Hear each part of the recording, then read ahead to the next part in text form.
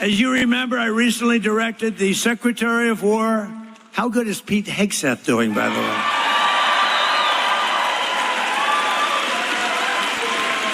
To begin releasing government files relating to UFOs and unexplained aerial phenomena.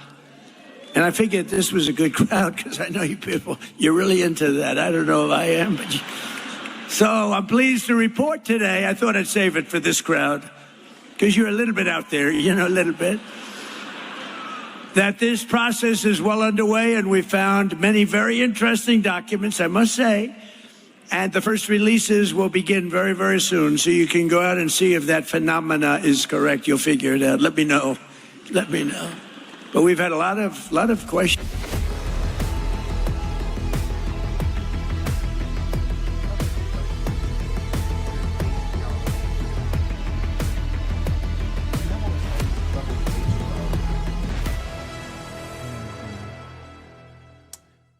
Welcome back to another episode here of Slightly Offensive.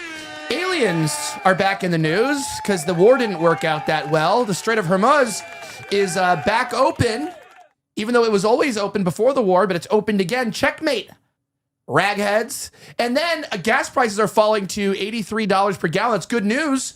They were below that before the war started, but you know that's how we win. We get things back to the way they were. The war is won, ladies and gentlemen. And so you don't start talking about the Epstein files again. Where was Melania Trump been after that video about Epstein? That's interesting. Where has she been? And now aliens. It's actually a real good topic because there are, a lot of this weird aerial phenomenon. And I actually think something interesting is going on because I saw the new movie lineup for Disney next year. And it's basically Toy Story 5, Avengers 77, and a bunch of movies like that. And then the new leaks for products from Apple, we got the iPhone 90 and the iPad Super Saiyan that they're making it like lights on fire and charges up itself. And I realized, have the aliens stopped giving us our technology? What's going on? Do we need more world events to happen? How many more babies do we need to sacrifice through abortion for them to give us new technology? That's my questioning. Joining me today in the studio is our guest and Rift TV contributor, Nikki Rudd, known as Nikki Rudd X on X.com. Welcome back. Excited to be back here with you guys. Try again. Fired up. Here we go. Excited to be back here with you guys on Rift TV, live in the studio. It's always great to be here with Elijah and Georgie. Guys, we got a lot to get into today. We've got lots to talk about. Aliens are back. If you didn't need another distraction, guys, forget about Epstein. Forget about the Iran war. Forget about the debacle that is the Trump administration currently. There are flying saucers in the air. But we're going to get into that and much more. Excited to be back here with you guys tonight. Yeah, and Hermes says the downstairs door opens. There's like 10 flies in here. Thank you, Hermes, for that. This is fantastic. Anyways, can you guys close the fucking door downstairs, please? Or I'm going to kill you. No, I'm kidding. That's what I've been told. Apparently, I'm trying to kill people. I read that on the internet now recently. That's one more thing I read today is I'm trying to kill people. You do try to kill me. Yeah, everybody. Every day. Everybody. In fact, I have an admission right now to the internet. The Holocaust was me. Hitler got the credit. Do you see the blonde hair? Hitler got the credit, but he didn't do the work. They always say behind every good dictator is an even better Elijahnator, which is actually a true statement, by the way. I always wondered that, by the way. There's a lot of irrational stuff we're talking about in the news, and one of these things is actually aliens. And I know it seems kind of weird to be talking about this, but there has been a lot of phenomena going on. I saw recently an alien made an appearance at this event. Check this out. Please welcome Turning Point USA CEO and Chair Erica Kirk.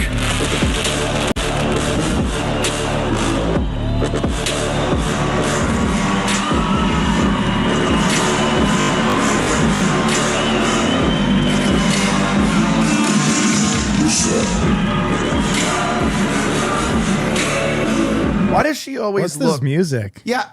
Well, obviously it's something that they created. I bet you some like intern there was like, dude, I made this sick beat. It sounds like something you make on Fruity Loops the first time that you try it. It's like, wah, wah, wah, wah, wah, wah. And your mom's like, that's so good, son. Maybe one day you'll stop being gay. And that's basically what happens. But no, we have Erica Kirk come out and she comes out to techno music or like kind of like garage band sort of dubstep. What was that? What is going on with this hype music, the insane infographics, all the lights, fire going up around her? But then she walks out with this like somber face. It's always this like, you know, my husband just died face. But then you have like lights and flare and everything going on around you. It's just, can we be serious? Can like you just, Adam, I'm sorry, can you just go home to the children maybe? That's what I'm thinking. I thought they were trying feel like to kill that's her. what everyone else is thinking. I thought, speaking of women, that's what I really brought up about the killing people thing is about, because a lot of women say they're always trying to get, you know, someone's always trying to kill them. Unfortunately, the real victims of domestic abuse are usually dating guys named Daquan and LaMarcus. That's actually true. They usually start with black eyes before they get murdered. But she said the people are trying to kill her. And so we had that whole debacle that just happened where JD Vance was apparently safe. But I love how she's like, yeah, well, the Secret Service. But by the way, I love Andrew Colvett. I know a lot of people don't. I really like him. But he was like, you know, the Secret Service, you know, was there to protect Trump. She said that too. Or JD Vance and Trump, not her. So then if the Secret Service is securing this event and they're just here to protect Trump, why is she there? Yeah. It's That's the a same good thing. question. It's the same Secret Service locking this event down. But I'll say this: the jury, even though we're talking about, you know, something else, but the Tyler Robinson, they did confirm that the bullet was a .30 caliber bullet that rips through an entire moose's body. That was confirmed in Charlie's neck, but couldn't get through his skin. Very interesting stuff. But we're talking about UFOs. Okay, this is actually kind of serious. Trump, what do you think about that, Nikki? Like, I mean, you've been seeing the aerial phenomenon, the fires, the fire orbs. I do believe that there's technology we have that we have not explained, and I don't believe that aliens are little green men. But whenever people have alien encounters, they get raped.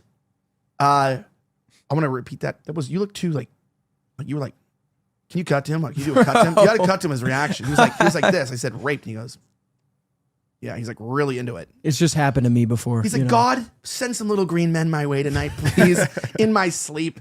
I stopped getting sleep demons because I raped and killed my paralysis demon. I slit his throat and killed him. Hermes might make an appearance on camera, by the way, to kill these flies. Please take these out. They're so fucking annoying. You have flies They're in flying here? around. Yeah, they're everywhere. Just see when you can get. Just stay there and see when you can get them. Here, come over here. Come over here on the side here. Yeah, come get the flies. They're really fucking pissing me off. I made up a song when I was a kid like this. It went, stupid flies are dumb and crazy, so get away from me. And then I realized we just had flies because we were poor and people had like Rottweilers and German Shepherds and didn't pick up their shit.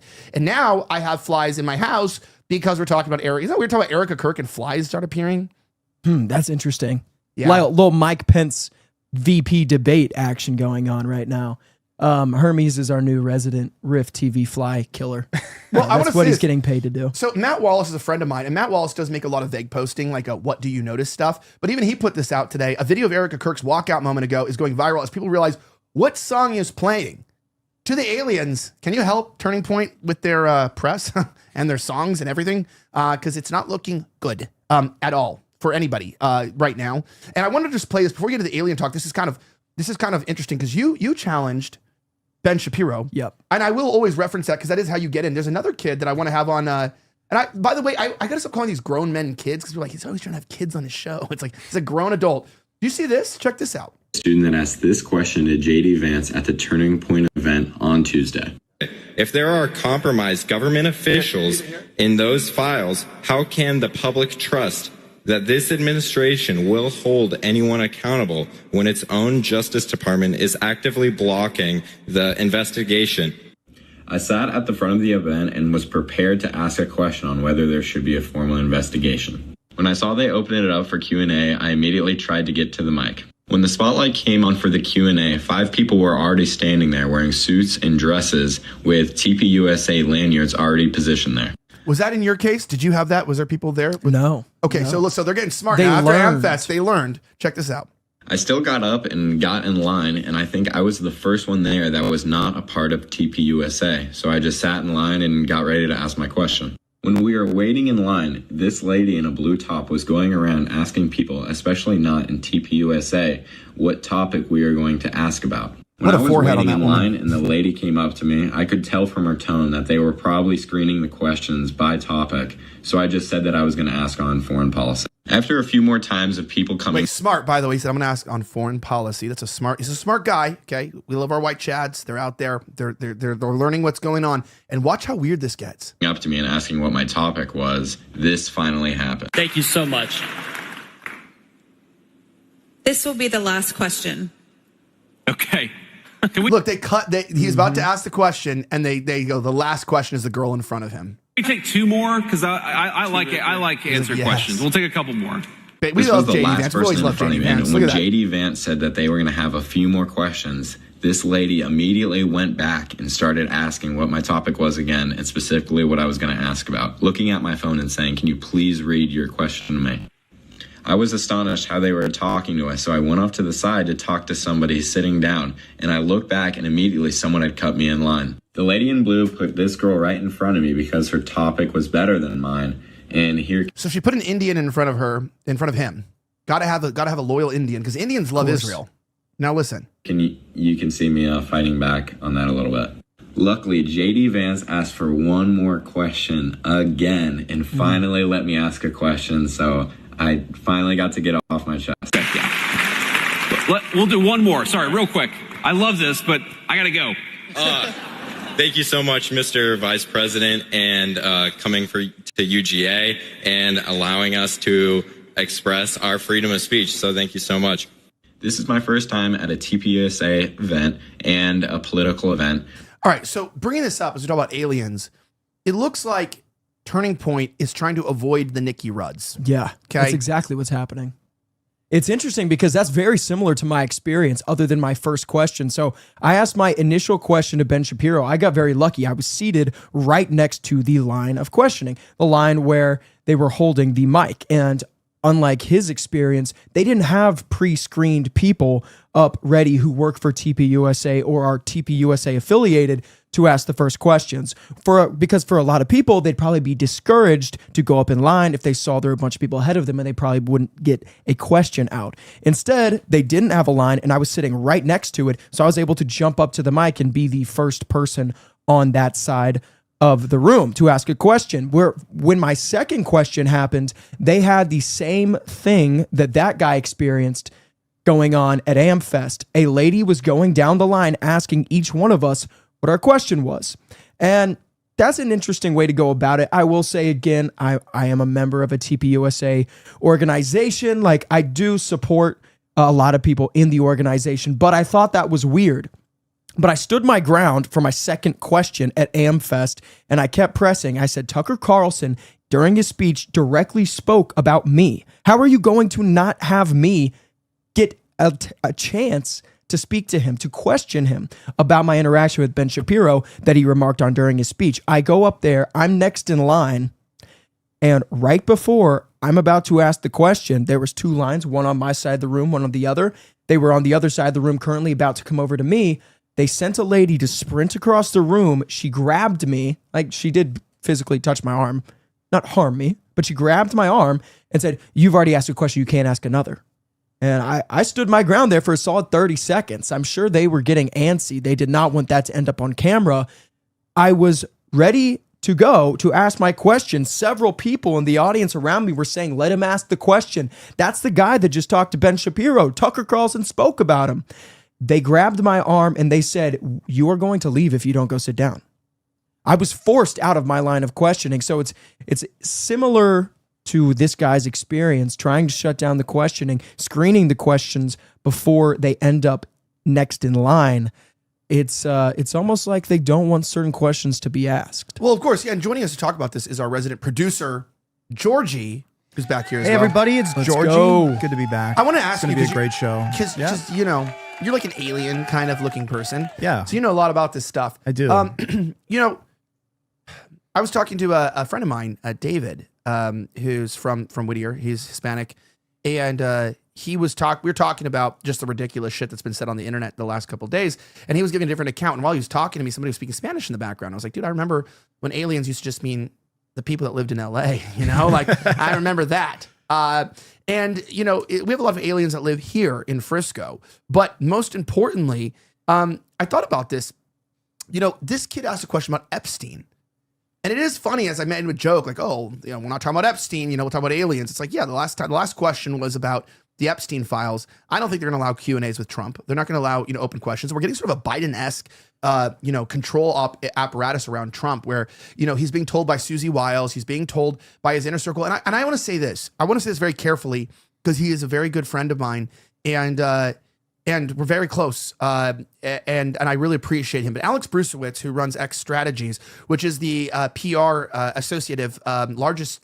You guys know about X Strategies? Yes, no. I do not. Okay, so not affiliated with X, but X Strategies is has been great. Like during COVID, they convinced a bar owner to open up a bar on the rooftop in DC so we could all get drunk while we were going to BLM protests. Really good guy. And we were not allowed to buy alcohol in DC, so they did donations. And so we donated for our alcohol. He's really cool like that. He's very, very crafty guy. He's a Chad. He has a supermodel wife. Like this guy's wealthy. He rides in helicopters. And he's always been very good to the show. But I just have a question for Alex Brucewitz, who is young, he's the guy who got Nicki Minaj on stage with Trump. This is who we're talking about. Let me see if I can bring up his page here for a second, just so I can show you who I'm talking about. Alex Brucewitz here. Yeah, see, check this out. This is Alex on my screen here. We follow each other. As I mentioned, he's a Chad. He's obviously Brucewitz. He's probably Slavic.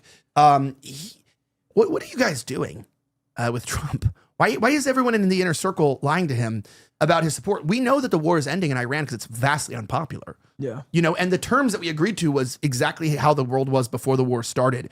And I would not doubt if we're going to be, as we unfroze their money, that we're going to be paying the reparations that they wanted. I don't doubt that at all.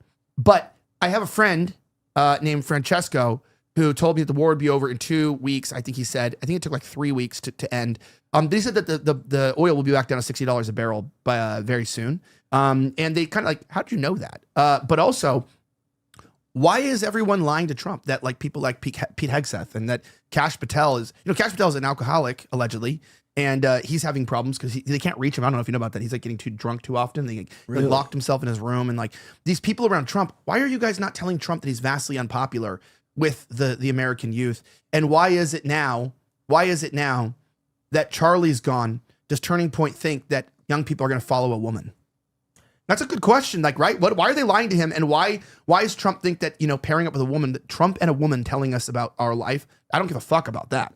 Well, it's obvious the subversives that want to control our government, they need Trump to play along. They need him to be in their pocketbook. So they're going to tell him, you have 100% support among the MAGA base. Well, what that poll is they're only talking to boomers, okay? They're only talking to boomers that watch Fox News. If you account for everyone that's ever been a part of the MAGA base, which we're all conservatives, we're at least conservative-minded, a huge chunk of that, especially among the youth, is done. We're gone. We're not a part of it anymore. If they took an actual poll, you would see a dramatic decrease in support among the MAGA base, among Republicans or conservatives alike. This is an intentional effort to tell Trump everything you're doing on behalf of Bibi Netanyahu, on behalf of Israel, on behalf of the boomer Epstein forever class, you are supported. The point is that they want to keep him in this echo chamber to where he is not actually aware.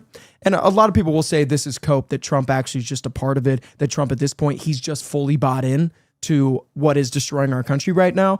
Other people would say, no, he's just in this echo chamber controlled by people like Jared Kushner and the rest that are around him. But it's obvious they're not telling him the truth because they are part of that establishment, a part of that subversive group trying to keep control of our federal government. That's pretty obvious. On behalf of Erica Kirk, I don't know. I don't know what's going on there. I think They're people not have talked telling- about. Go ahead. No, that was you No, talking. He was playing something. Okay, gotcha. It's obvious that there are some shady. There's some shady backgrounds with Erica Kirk. We've seen the military presence that her father had, the affiliations that they had. Erica knew Bibi Netanyahu's son, was hanging out with him, drinking. There's obviously something going on there. People have quoted, I'm not the first person to break this, but obviously this relationship between Charlie and Erica was a political setup. He was set up to meet her. That's very obvious. It's not uncommon at all in the political world. But I don't know where the strategy is in putting her in charge of this huge organization that's supposed to rally. It's mostly young men.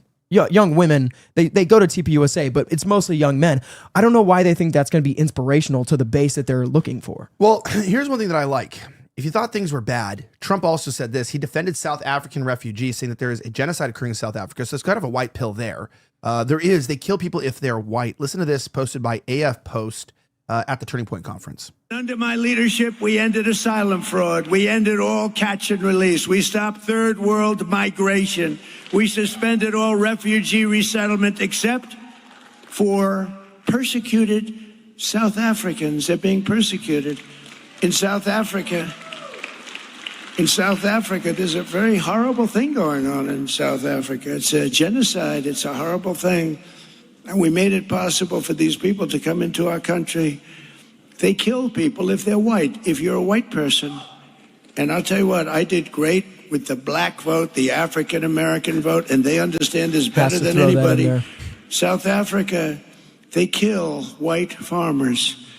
And we said, you come into our country and we let you come in. You get a green card and you get a passport. You can stay in our country. Terrible. Terrible. We can't let it go on. We don't have to. That the is only good thing absolutely he's a done. W. Yeah. That is absolutely a W. And I will say, a lot of people like to shit on Elon Musk for a lot of things, but clearly this is the Elon effect. There's no question. Who else is really in the White House fighting for Trump to bring these white South Africans here, fighting for Trump to save these white South Africans? Who else is going to be doing that? Clearly it's Elon Musk, who lobbied Trump to do this for the people. And I got to say, that's a big shout out. Elon, he's standing up for his people. He's fighting for his people. There's many criticisms you can have of Elon Musk, but at the very least, when they needed him the most, his white South African brothers and sisters, he stood up for them. You know? Well, yeah, because Elon also has sex with really hot white women and has a lot of kids. And so, I got to give him a W for that one. But Elon Musk, and these people, white people are being targeted. That's probably the single most important issue to me in 2026 is the erasure of white existence, right? We are, as white people, expected to what they call like niggify our daily routine, that we're supposed to just expect and accept the fact that we are treated as second-rate citizens in our own country, in our countries. And I told you guys in the last show that, I wouldn't be so concerned if being white was, a problem just in America, right? Because then we could repatriate ourselves back to countries, back to Germany. I could go back to Germany. I can go back to England. But you're going to tell me that Germany and England don't have this exact same problems? They do. And one of the main problems with this is that they are taking away what makes us great. And what makes our countries great is that we are comprised of white genotypes, okay? And we have the most diverse phenotypes and public expression of any race in the world, from red hair and blonde hair and brown hair and black hair. We have green eyes and blue eyes and brown eyes and black eyes. And we have pale skin and tan skin. We have all different heights and shapes. We have the Slavs, the Germanics. We also have down there, you have the Latins. We also have I guess they are still Latin. And you go through this and we are a very beautiful, aesthetic group of people that has the perfect balance cognitively between IQ and creativity. That's the perfect balance. That's why we innovate. That's why we have all the tech companies. That's why America is great, because the white people immigrated here and we took the best of the best from white nations. And now we're taking the worst of the worst. Stephen Miller, who I believe converted to Christianity, and Trump, who I believe converted to Judaism, Stephen Miller said, we want higher quality immigrants, like from the Netherlands. And what he's saying is we want white people here, and the Democrats are correct, because really, when you ask yourself this, The only thing blacks have done on a large scale is degrade our society through Jewish institutions, right? Through music, through media. And you look at, Euphoria 3, you got a white actress, right? With giant titties. You know what I'm talking about? Massive. Who are we talking about? Her name is Sydney something. Sydney Sweeney. I'm joking. We all know who that is. Yeah, we all know. Euphoria season 2. There's like a 30-second scene of her boobs out. You can Google that. Not that you should. We're not promoting that, but that is true. And that's a Jewish director who took a show from Tel Aviv and turned the show specifically into a way they wanted her to sleep with black guys and degrade her. And you have this weird thing. I think that I'm just tired of this. I think I'm over it. I think I'm done with it. I think that a lot of us are sick of it. And helping white people in South Africa is not enough, because what country are we bringing them to? We're bringing them to a country that also discriminates through DEI policy, through educational grants, through SBA loans. This is a rigged system that is meant not just to hurt white people, but Americans in general. And, I was with a couple blacks in Asana who were complaining about rights and about things that we occur. And I tell blacks the same thing. I go, right now, our biggest enemy is Indians. Okay, we got to get Indians out of here, and then we'll solve the black issue. That's my opinion, but it's true, and it's fact, and you have to believe it or get the fuck off this show. Thank you. Dude, more about that Euphoria show, though. So you have Levinson, I believe is his last name, whatever his name is. Yeah, he hails from that country with the star in the middle that's blue and white. But not only does Sydney Sweeney in the show become an OnlyFans star who dresses up as a sexualized baby, but they also have on the promotional poster, they have Sydney Sweeney sexualized, a bunch of other degeneracy, and then a billboard that says Jesus saves. And then at the top of the in text, may God help us. May God help us, Jesus saves. Here's this woman that we pornify in the show. We have her dressed up as a sexualized baby, as a dog, and then all these other things about strippers, and it's constant degeneracy in the show. But this is what they're doing to our culture. And through this, because I remember watching the first season of Euphoria with my girlfriend when I was I would have been like a senior in high school, maybe a freshman in college. And it was just a popular show. And that's what everyone else was doing. People were talking about Euphoria. So I'm sitting there watching this first season of the show with my then girlfriend at the time. And it's just absolute degeneracy on a level that I hadn't even shown. HBO's always been like this, okay? We've seen The Sopranos. We've seen their shows. They always are on the edgier side of things. This show showed a transgender minor getting raped by like a 50-year-old man. This is what we're talking about. This is what's being broadcasted and what all the young people are watching. These are children. I think I was a senior in high school watching this with my, I'm 18, she's 17 or something like that, girlfriend. So you got 17-year-old women consuming content like this. That obviously is going to translate to this third season. They're watching this show about Sydney Sweeney, this beautiful girl that they've all seen and looked up to. She's in the American Eagle ads, and she's pornifying herself. She's dressing up as a sexualized baby and as a sexualized dog. This is what they do. This is what they want for you and for your children. Right. And I want to look, we're going to go back to the topic, but I just want to say, Jesse Lee Peterson says it well here. Trump, you got to figure out why white people are treated the way they are in this country, in all white countries, and who's really behind it. It's your donors. It's the people that support you. And Jesse Lee Peterson said it the best on his show. Watch. Amazing. Black people hate white people. And I've been saying for the last 26 years that most blacks, not all, but most black people hate white Americans. They literally hate them. And it's been going on for the last 60 years or so. And now it's even worse because it's evil to hate. And each generation get worse and worse at it. And so they hate white people. And the proof is in the pudding is that because if they didn't, you wouldn't see what's happening now happening. And if they didn't, it wouldn't be just happening to white folks. They hate white people because they've been lied to and they're angry. It's easy to deceive angry people because they're blind and can't see. Angry people don't really see the reality of what's happening. Black people hate. It's just a true statement, in a nutshell, is that a lot of people are full of rage and they're full of hate. Now, what's kind of crazy is that, we're talking about the Iran war ending. Things are really good, but Trump is actually now even just changing tune. He's switching so far all over the place. He's now saying that actually, who cares about the black and white relationship? Who cares about anything going on here? We're actually going to focus on our new bridging. We've actually formed a new bridge of relationship. And guess who it is that we have a good relationship with? Watch this clip from News Nation. Lebanon, right?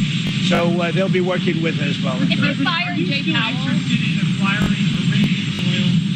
What? Are you still interested in acquiring Iranian oil? Well, we'll see. I mean, we have a very good relationship with Iran right now, as hard as it is to believe. And I think it's a combination of about 4 weeks of bombing and a very powerful blockade. The blockade is maybe more powerful than the bombing, if you want to know the truth. Are you saying we could have just blockaded the Strait of Hormuz and avoided the entire war and probably had the exact same effect? And Iran would become our best friend. That's all we had to do was guard the strait, blockade the strait. That's pretty crazy. If you did more to protect the straits here in America, maybe we wouldn't be such a gay nation. But instead, we drop gay bombs on countries, and then we go, oopsie, actually, we could have diplomacy. Like, imagine if we had talked to Saddam Hussein. Imagine if we had tried to work things out. What if we asked the American people, did we really need to go into Afghanistan, which has now been completely lost back into the power of the Mujahideen? And it's like, the Taliban specifically, but like, are we really better off from this? No, we're not, okay? We're not better off from any of this. And then we're barely ending this war. We'll talk about it a little bit. Now, as we've been talking about for weeks, we're gonna end up trying to take Cuba. That's what I've seen, and that's what I've heard. And honestly, when the Venezuela strike happened, when we took out Maduro, I initially was in support of that because it's a vision of an America First policy. We have somebody right on our doorstep who's aligning with all of our geopolitical strategic enemies, China and Russia, allowing China to take over their country, buy up a bunch of infrastructure, supply them with their own weapons, missiles, and ships and planes. But then you see we take Maduro, and literally, this is true, the first shipment of oil out of Venezuela went to Israel. Literally. I didn't know that. Yeah. And so, wow, I'm really shocked. It seems like there's nothing that we can do until we break this relationship with Israel, until we wrestle control of our federal government from the state of Israel and their handlers and their people and their acolytes in the United States, that we can't do anything on a foreign or domestic policy level that doesn't benefit our enemies, that doesn't benefit Israel. I initially was like, yes, this is a vision of an America First action. Hey, these people, they are working against the benefit and the interests of the United States of America. Take Maduro. Take Maduro. Don't get into a war that never ends, but take him. I like that. I initially liked that. Now I see what has been the benefit to Americans. It's like almost nothing. I feel like now at this point, especially on a foreign policy level, there's nothing that we do that ever benefits Americans. So I'm not going to support attacking Cuba right now. How does that benefit us? I don't know. I feel like we do that, destabilize the country, and then we get like 5 million more Cubans. That seems like exactly what's going to happen. But if we do, I will start lobbying, not just in El Salvador. I will be in Cuba very quickly. Cuban baddies, look them up. Look them up. We love them. We do love the Cuban baddies. Have you ever seen the girls in Miami? They're listen, I actually take back what I've said about Hispanic women because I'm currently learning that all women are the same. They all are. Believe it or not. It's just that white women will lie about you. Like Amber Heard, they'll just lie and lie and lie about you. And actually things get so out of control with lies with white women that they love it too. All women just love chaos. They love the drama. I think the reason why women get divorced or even like break up with you is not because they're tired of you. It's because they're tired of not having chaos. That's why if you ever get too good in a relationship, things are so real. That's why girls don't like nice guys. They don't want guys to be dependable and helpful. They don't want you to care too much. They don't want you to care too much. And so it's like, it's kind of like that. And, I don't know what this is, but someone said we're taking a quick break for a Sneeko snack time. What does this mean? Yeah, so, all this stuff is going on in the world, and at least someone's doing something about it. Take a look at this. Sneeko decides this is what he's doing about it. Sneeko snack time from someone named Rocky. What is this? What is this video? Take a look. It's just Sneeko having a snack. What? Bro. Wait. Open the video. Wait, it is open. Full video, full screen. Got a diaper on? Yeah. Sneeko. This is the streamer? Is he Yeah, this streaming? is the streamer. Yeah, he's streaming. This was a live clip. This is his video? Yeah. Really? Bro. Are you not What do you think catching? of Are that, you not Nikki? picking this up? He's not picking up what we're putting down. What do you think of that?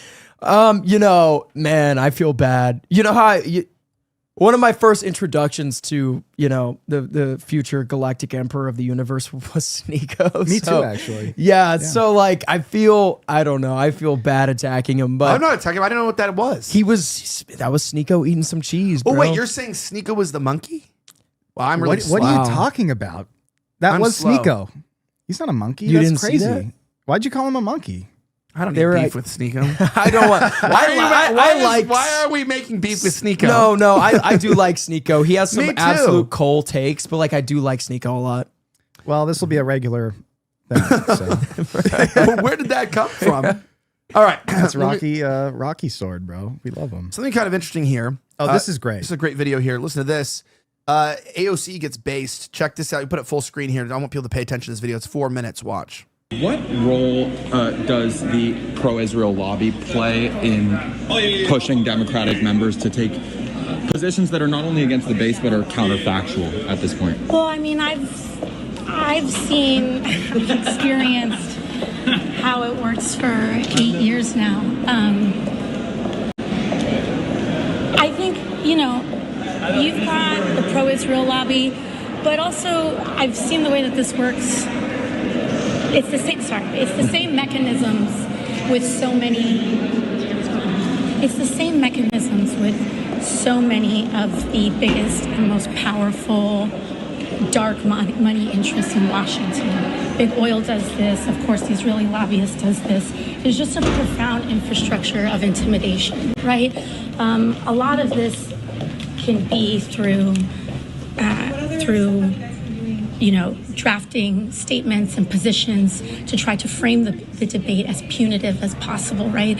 Many of us have seen how trying to take any sort of restraint on the Israeli government's actions can so easily be warped into not even just an anti-Semitic position, but as trying to imperil all sorts of people.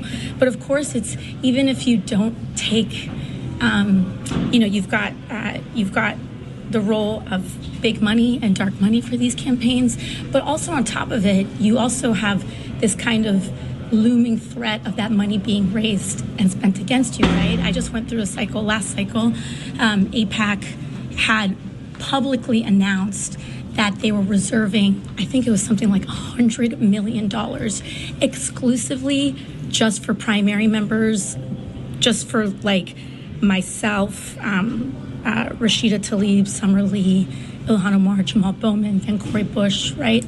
And even just those kinds of announcements create a profound chilling effect where people then start to take votes, and what they consider is not just the material vote in front of them, but also the political consequences and the environment about the headwinds that they would have to confront, even if you don't take that money at all, right? And so there's, I mean, and I also want to say too, it's not just a pro-Israel lobby. This is our defense industry, right? It's our whole defense and military industrial complex.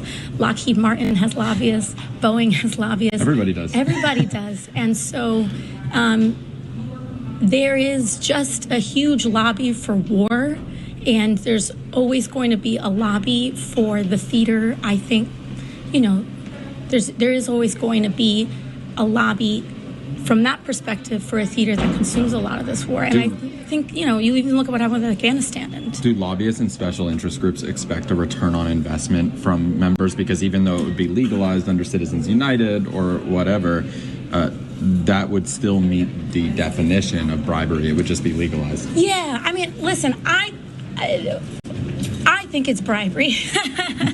Whether it meets the legal threshold or not, I think the spirit of it is, you know, you're getting these interests. I think we're kind of in an interesting moment, right? I'm sorry, we're kind of expanding here. But I think we're also kind of in an interesting moment politically, too, where the rhetoric around corporate money is like taking these new fault lines. Because, you know, I, like many others, have never taken corporate money ever. However, back then, super PACs were not the presence that they are today. And so now you can say that you don't take corporate PAC money, but AIPAC for a very long time, and crypto too, they operate with super PACs. So they cannot give you the corporate PAC, right? Like you cannot take a corporate PAC, but you'll have the crypto super PAC come in for you. And that's like kind of, it opens an odd question because this money becomes increasingly harder to track, and that's what they want. And this is why, to your point, we have to make sure that we overturn citizen. Okay, so we've been talking about for quite a while now that the Democrats are positioning themselves against Israel to get the young vote to flip the elections because 47% of men under 35 do not strongly disapprove of Israel, right? That's a huge voting block, and the people that don't disapprove of Israel are retarded. And so you cannot be an American patriot and support Israel. That's a demonstrative truth that many people are not willing to accept.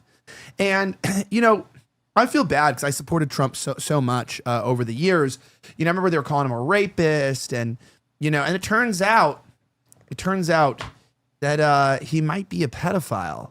And what's kind of crazy is as somebody who's gotten a lot of false accusations over my life, or even recently, I don't say that lightly. I just say the way that, because at least the way that he protects actual pedophiles, it's disgusting, and we all like to joke. Everyone jokes on shows about rape or different things or pedophilia or different things they say.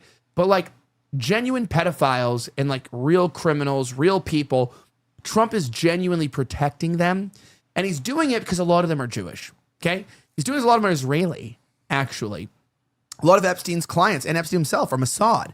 So you have this Mossad connection. And so I don't know if Trump is a pedophile, but by nature of protecting them, I would say that he could be. And also because the fact is I don't think because Trump inherently hates children, because I guess he's more of an ephibophile, right? Trump, like most men probably, is goes where the law goes. Some countries is 16, some countries is 18, some countries is 17, some countries is 19. It depends really what, I don't think 19, I think that's I think I made that up.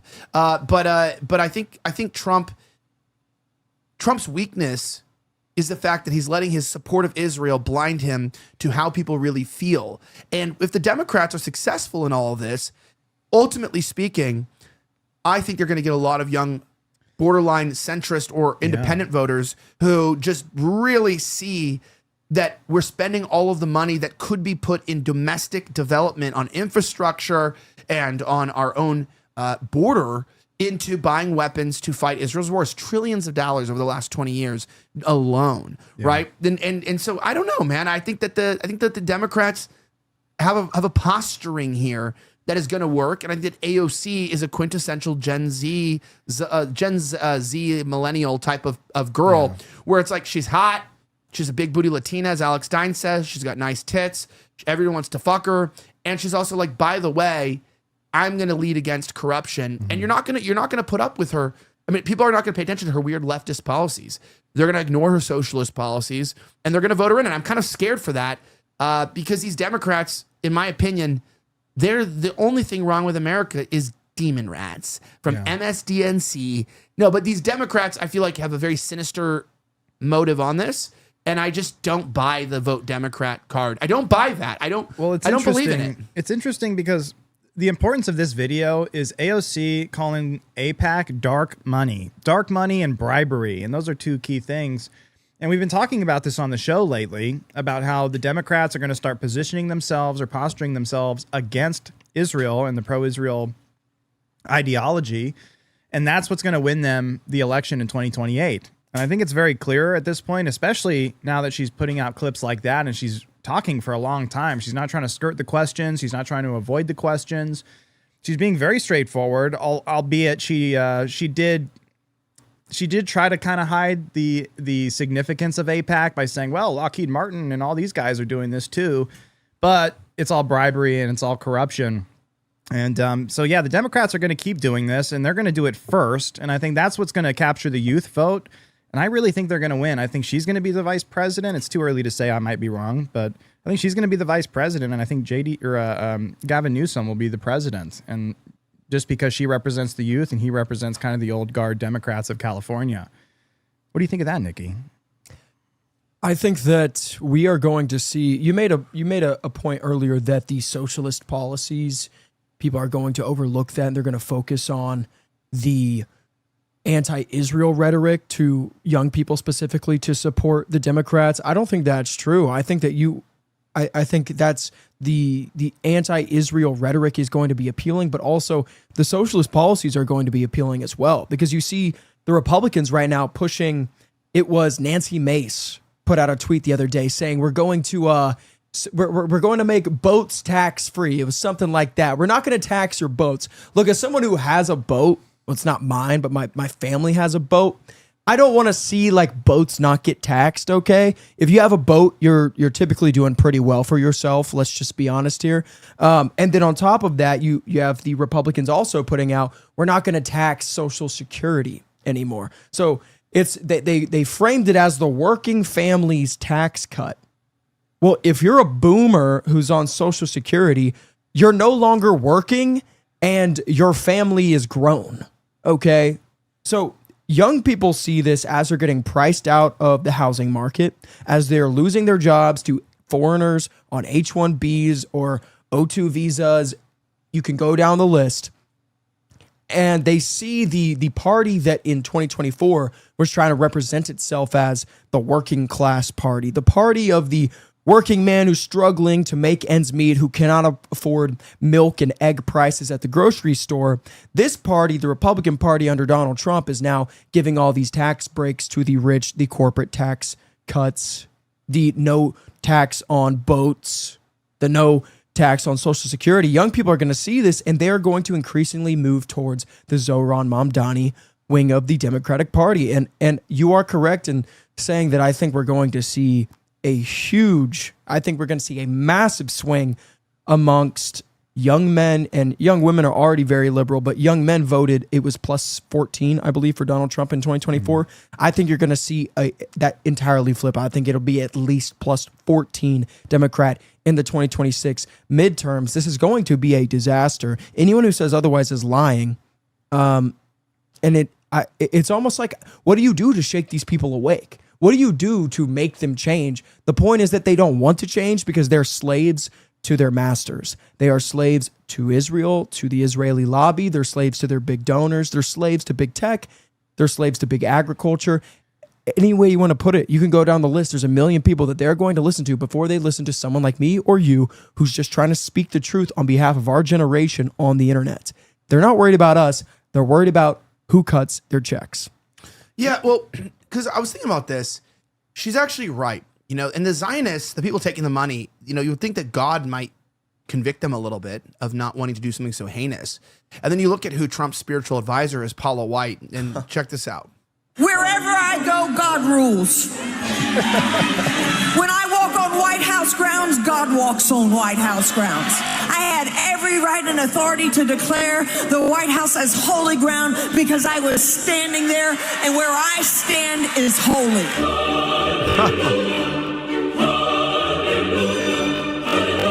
To say no to President Trump would be saying no to God.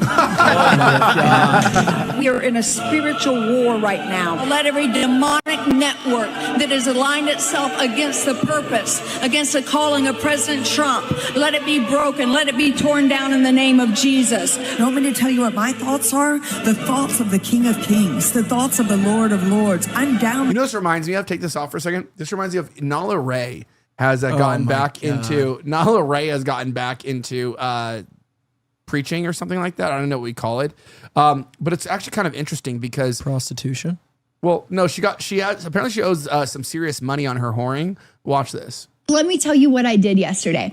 I took my IRS forms that I've gotten in the mail, which are numerous, by the way, because they're always telling me like, oh, this is a late payment. This is a late, like you're running late. This is due now, right? And this is a crap ton of money. So of course I'm late. I don't have $250,000 laying around. Otherwise I would pay it. And so I took these forms and I literally came down here once again. I set them on the table. I looked at it, pointed at it. I was like, you have no authority over me. I demand in the name of Jesus that you move. you move, you pick up and go because you have no authority. These numbers on a page have no authority over me, my life, and the calling that God has called me to. It directly intercedes with the provision that he's already promised on my life. My doubt does not correspond with his promises. It cancels it out because our doubt cancels out his promises. Because he's like, all you need to do is believe. And in fact, he didn't even say you needed to believe that much. He said in Matthew 17:20, you do not have enough faith. I tell you the truth, if you had faith, even as small as a mustard seed, you could say to this mountain, move from here to there, and it would move. Nothing would be impossible. So again, he's not asking us to have a mansion-sized faith. He's asking us to have a pea-sized faith. No, even small. It's even smaller than a pea. A pea. All right. Check this out. So one of our cameras went down. Sorry about that. I'll fix it at the break. Yeah, just plug in the power cord on the side. No, the power cord. That's the HDMI. No, take it out and plug it back in. Yeah. Anyways, Nala Ray's coming out and like, I rebuke my taxes. It's like, we were talking about this earlier. Listening to girls talk to you about God is like listening to girls talk to you about Star Wars. You're just like, I don't want you to like Star Wars. I don't want you to, I want you to like appreciate and watch the movie with me, but I don't want you to like talk to me about the lore. It's like, I want you to follow God by shutting the fuck up and making my food and being home. And do you want to know why this is so real right now? Yeah. Dude, I just, do I drop lore? Yes. I was just with a Foyd. It's over now. It's over now, you guys. I'm sorry. I'm spiritually a chud forever. But I was with a Foyd. We watched almost every single Star Wars movie that actually counts. Sorry, fuck Disney. We were down to the last one. Things ended before we could watch the last one. Which episode are you on? Well, I'm a Star Wars mega fan. Yeah, we're going through it right now. We have episode 3 tonight. Well, I'm very much past that one. We were on Return of the Jedi. That's what we were on. And of course it ended. But listening to a Foyd try to talk about Star Wars actually will break your heart, your spirit, and just make you want to kill yourself. Like as a Star Wars chud, like as a kid who grew up watching the Clone Wars every Saturday morning at 10 a.m.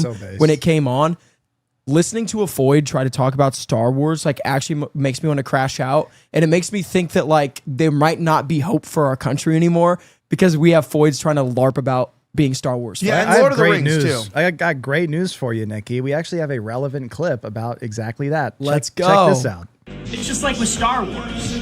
Oh, is this real? They make the lead of the Star Wars sequel trilogy a woman. Disgusting. Women don't like Star Wars. Men like Star Wars. And not only do women not like it, but women don't even understand it. Where is this? When is this from? All these new Star Wars shows that they're making on TV, but you can always tell which ones are made by a woman and which ones are made by a guy. Because women don't understand what makes Star Wars good. And as a matter of fact, I don't think they know how to make good movies, period. They don't understand the magic of it. And so they think it's just like a superhero movie set in space. They think it's like a generic action movie in outer space. And so they say, we'll do a little lightsaber battle here.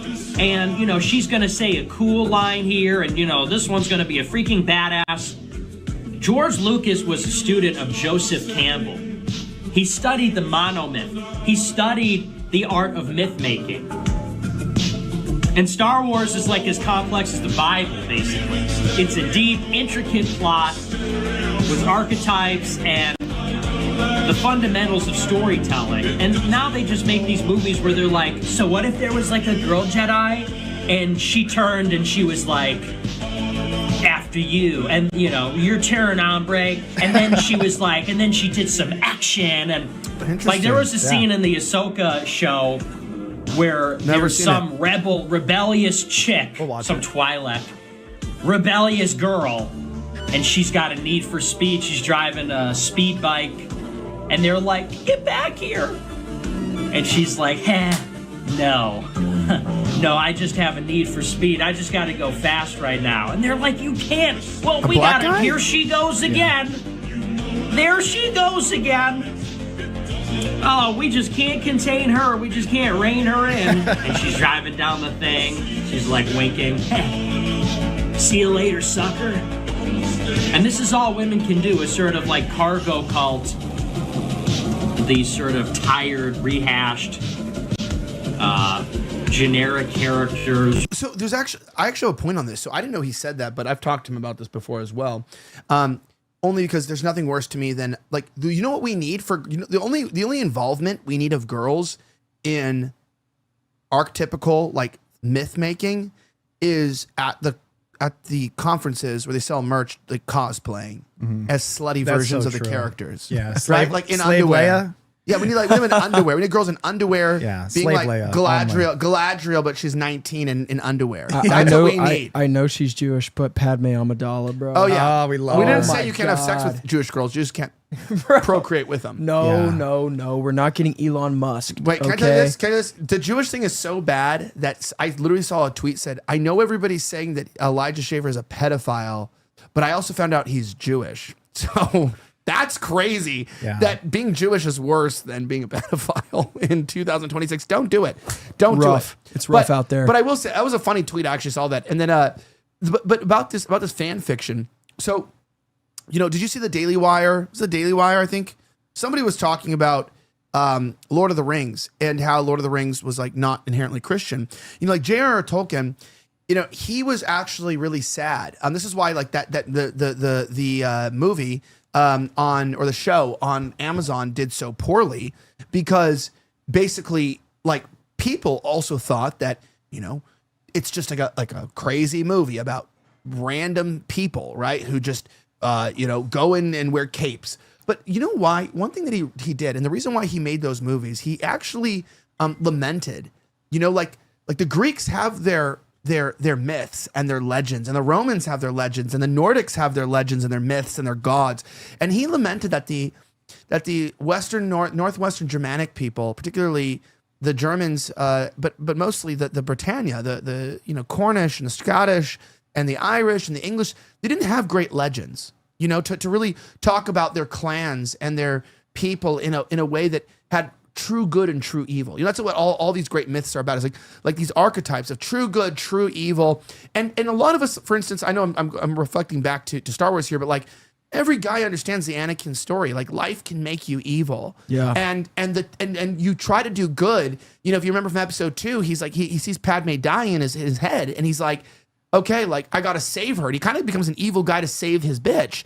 And all of us know that's like, I'm in that situation now. Like I moved to Texas to save my marriage, and look where it's at. And you look at that and you like, as a guy, you relate to it in your real world. You're like, I get that you become evil. Like I got into podcasting for Jesus Christ, and it kind of turned me into a angry person, you know, in a lot of ways. And so I'm saying like with Lord of the Rings too, well, how Amazon was like, you know, had a bunch of girls involved and Jews, and was like, well, just put black elves and little tiny hobbit niggas, and they'll just be they'll be a niggerton, and they'll just be eating berries like little niggas do. And you're like, that's not what this is about. Like the reason why we like identify with Frodo is because he's just like pure innocence. You know, it's like the child in all of us. Like it's like you live in a place in Hobbiton far away from the evils of Mordor, and you have this little guy, and he's even he can be corrupted by true power, right? Like true power corrupts all. Even the most innocent and loving little group of men who just, you know, have second breakfast, which we call Pascha in Orthodox, but it's true, it's the second Easter. But it's like you go on and you see this and you're like, wow, that's crazy. Because like when you have power, it corrupts. And girls just see it as like an adventure land where I can be slutty at a conference, and you can have black hobbits and Asian hobbits. And you're like, no, that's a people. And J.R.R. Tolkien and George Lucas invented languages and people and ideas. And it's like, and we relate. And by the way, we appreciate, girls don't appreciate this. Men appreciate the fact that I learned how to write in Dwarfish when I was a child. I still remember how to write. I know the whole alphabet, not how to write in Dwarfish. You relate to it as a kid. That's why Star Wars is big. You can watch it at 5, 7, 9, 15, 20, 30, and 50. It gets better with age. And it gets better as you go through it. It's very political. Star Wars is incredibly political. Anakin, he touched on it in episode 2 with Padme. He was in the fields, and they're talking about Anakin is seeing the faults in the system, in the governmental system, in the political system. And he says, man, wouldn't it be nice to have a benevolent ruler that can just fix everything? And everyone agrees with him. And she says, oh, like a dictator, like you? And he's like, oh, and of course not me, but someone. And it proceeds. The whole Senate is totally corrupt. He knows this. And he sees the Jedi as a facet to the corruption. Like they are an asset to make sure this corrupt system works. And so Palpatine was able to convince him so easily because not only does he want to save the woman he loves, but he also wants to fix the system that's broken. That's why I relate to it so much. And that turn to evil, I think he was just manipulated. He really was under the assumption that what he was doing was good. And I just love that, honestly. Yes, and every great story can become a biblical allegory. Every great story that has been created, especially in our pop culture today, if you look at Star Wars, think about what it meant to be a Jedi. What was part of the Jedi code? That to be a Jedi, you did have compassion and to a certain extent love, but loving a specific person was banned. The point was that you couldn't have an attachment. What happens with Anakin? His compassion gets it becomes an obsession to the point where he loves Padme. And his love of Padme is what leads him down to the dark side. That's what pulls him in at the end when he's officially his final switch into Darth Vader. What is it? It's liar. Yeah. I love you. What happened to you? Liar. His switch to the dark side was started, and it happens because of a woman, because of the love that he shouldn't have had. And when you think about the Garden of Eden, think about what happens. The serpent comes to Adam and Eve and he says, God is withholding this from you. This is wrong. He is wrong. He is evil. He is taking something away from you that you deserve, that you should have. Eat of this fruit and you will become like him. Yeah. You will become like God. What does Palpatine do to Anakin? He comes to Anakin and says, the Jedi are withholding the power of the dark side from you. And with the power of the dark side, you can do something good. You can save the ones that you love from death. Anakin is seduced, just like Adam and Eve were seduced in the garden, by a promise of something that on the outside looking in seems good, seems beneficial, seems right. Learn the power of the dark side, you can save those that you love. Eat of this fruit and you will have the knowledge of good and evil. You will be like God. Why don't you deserve that? Every single good story is a biblical allegory. Star Wars is no exception to that. And women don't understand that, and they can't create that. It's true good and true evil. So, because women are innately evil, right? Women are inherently evil at heart. That's and true. they act good for security and for love. Now, what's kind of crazy, and I think what's like pretty interesting here, is I feel really bad for, Kathleen Kennedy got fired. Do you know about this? Do you hear the IP dispute that got leaked in the last 3 days? No. I did not, no. So Disney now realizes that they made a mistake with Star Wars, which is like really good news for us, which is why they're having Ryan Gosling star in the new Star Wars. Oh, that's going to be so good. Because they realized they made a mistake. And what happened? Everyone got fired that was involved in this, from the parks level up to Disney. Basically, they hired a bunch, because Bob Iger's out now, right? So Bob Iger, the CEO, is out, which is really good. And when he got out, they started firing everybody. Kathleen Kennedy is out. She's out. Yeah. Yep. So is the guy in charge of the parks. God. So is the guy in charge of the parks. So when they made the parks with $1 billion, they decided to make the IP of the parks, which of course I've been to all of them, involved in the new trilogy. And they didn't want Han or Leia or Luke or anyone involved because they wanted to promote the new movies and they wanted a more pro-feminist, they wanted more black actors. And they even went as far as like hiring stormtroopers who were different heights intentionally to show like a new world where anyone could be a stormtrooper. Oh my God. So like they're clones. Okay. They're literally clones. Okay? Stormtroopers? Well, kind of. No, they're not. Kind of. Yes, they are. No, listen, bro. Some of them are. The Yes. stormtroopers, they Yes, started are. as clones. No, some of them are. Look, bro, don't argue with me on this. I Okay, know go ahead. better.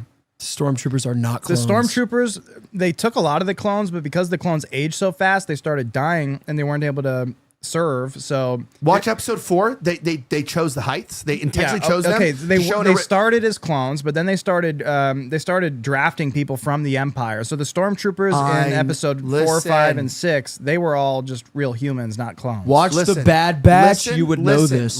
Yeah, listen. right. So true. They already had. I told you I know ball, bro. Stop. They already had the uniforms pre-minted and made, and they needed people with certain body type and height to be able to fit into the uniforms that were already pre-made. They didn't have 1 foot differences. They're hiring 5'1" fucking stormtroopers to work at the parks. Okay, they were clones. They were clones. I stated this, and there was a certain protocol for the height and the weight. There was a certain protocol. You had to be within all the ships. Everything were originally intended. The entire empirical protocol for ship design, everything was made with a certain body, the way it is today, right? You have to be a certain height to fly a plane. To be in the United States, you cannot be too short. So they put a 5'1" stormtrooper in the parks. Which makes no sense. Which makes no sense. What I'm saying is that they went to try to be diverse. It was a clone army, and they had standards like all armies. And the stormtroopers were clones, and actually, you'll probably find out they weren't dying too quickly. There still were clones, and they were higher ranked people. So that's why we see in episode 4 they're more of the same height, because those are higher ranked individuals who still serve on fucking the Death Star. But the point is that you move along with this. That's not the point. The point was they were trying to be woke. They all got fired. And they're returning Leia, now young Leia too. Young Leia characters, Luke, everything. And they realized they lost the male audience. So from Disney Plus, they were not getting male viewers on the new Star Wars shows. Males were not watching the shows. Yeah, The Acolyte. Fuck, they weren't watching their most it all. recent one, it was like a total feminist garbage. I didn't even watch it. And that's crazy. My username is literally Sith Lord Groiper, okay? I love Star Wars. I didn't even watch The Acolyte because it was just a bunch of like diverse women, and they ruined Anakin's prophecy, the prophecy of the chosen one. They totally ruined it.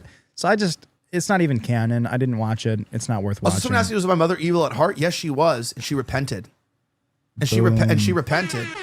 My mother repented. She apologized to me for freaking out about nothing for my entire childhood and crying on the floor. And I'm not disrespecting her. My mom once cried on the floor and started hitting the floor because I left dirty. I didn't take her clothes out of the dryer. Okay, so I love my mom, but women do shit like that. Okay, it's so tough because like They do my that, mother's yes. an actual Yes. angel. Like my mom has. I can't think of a time I've Do you seen still my live at home mother sometimes? sin.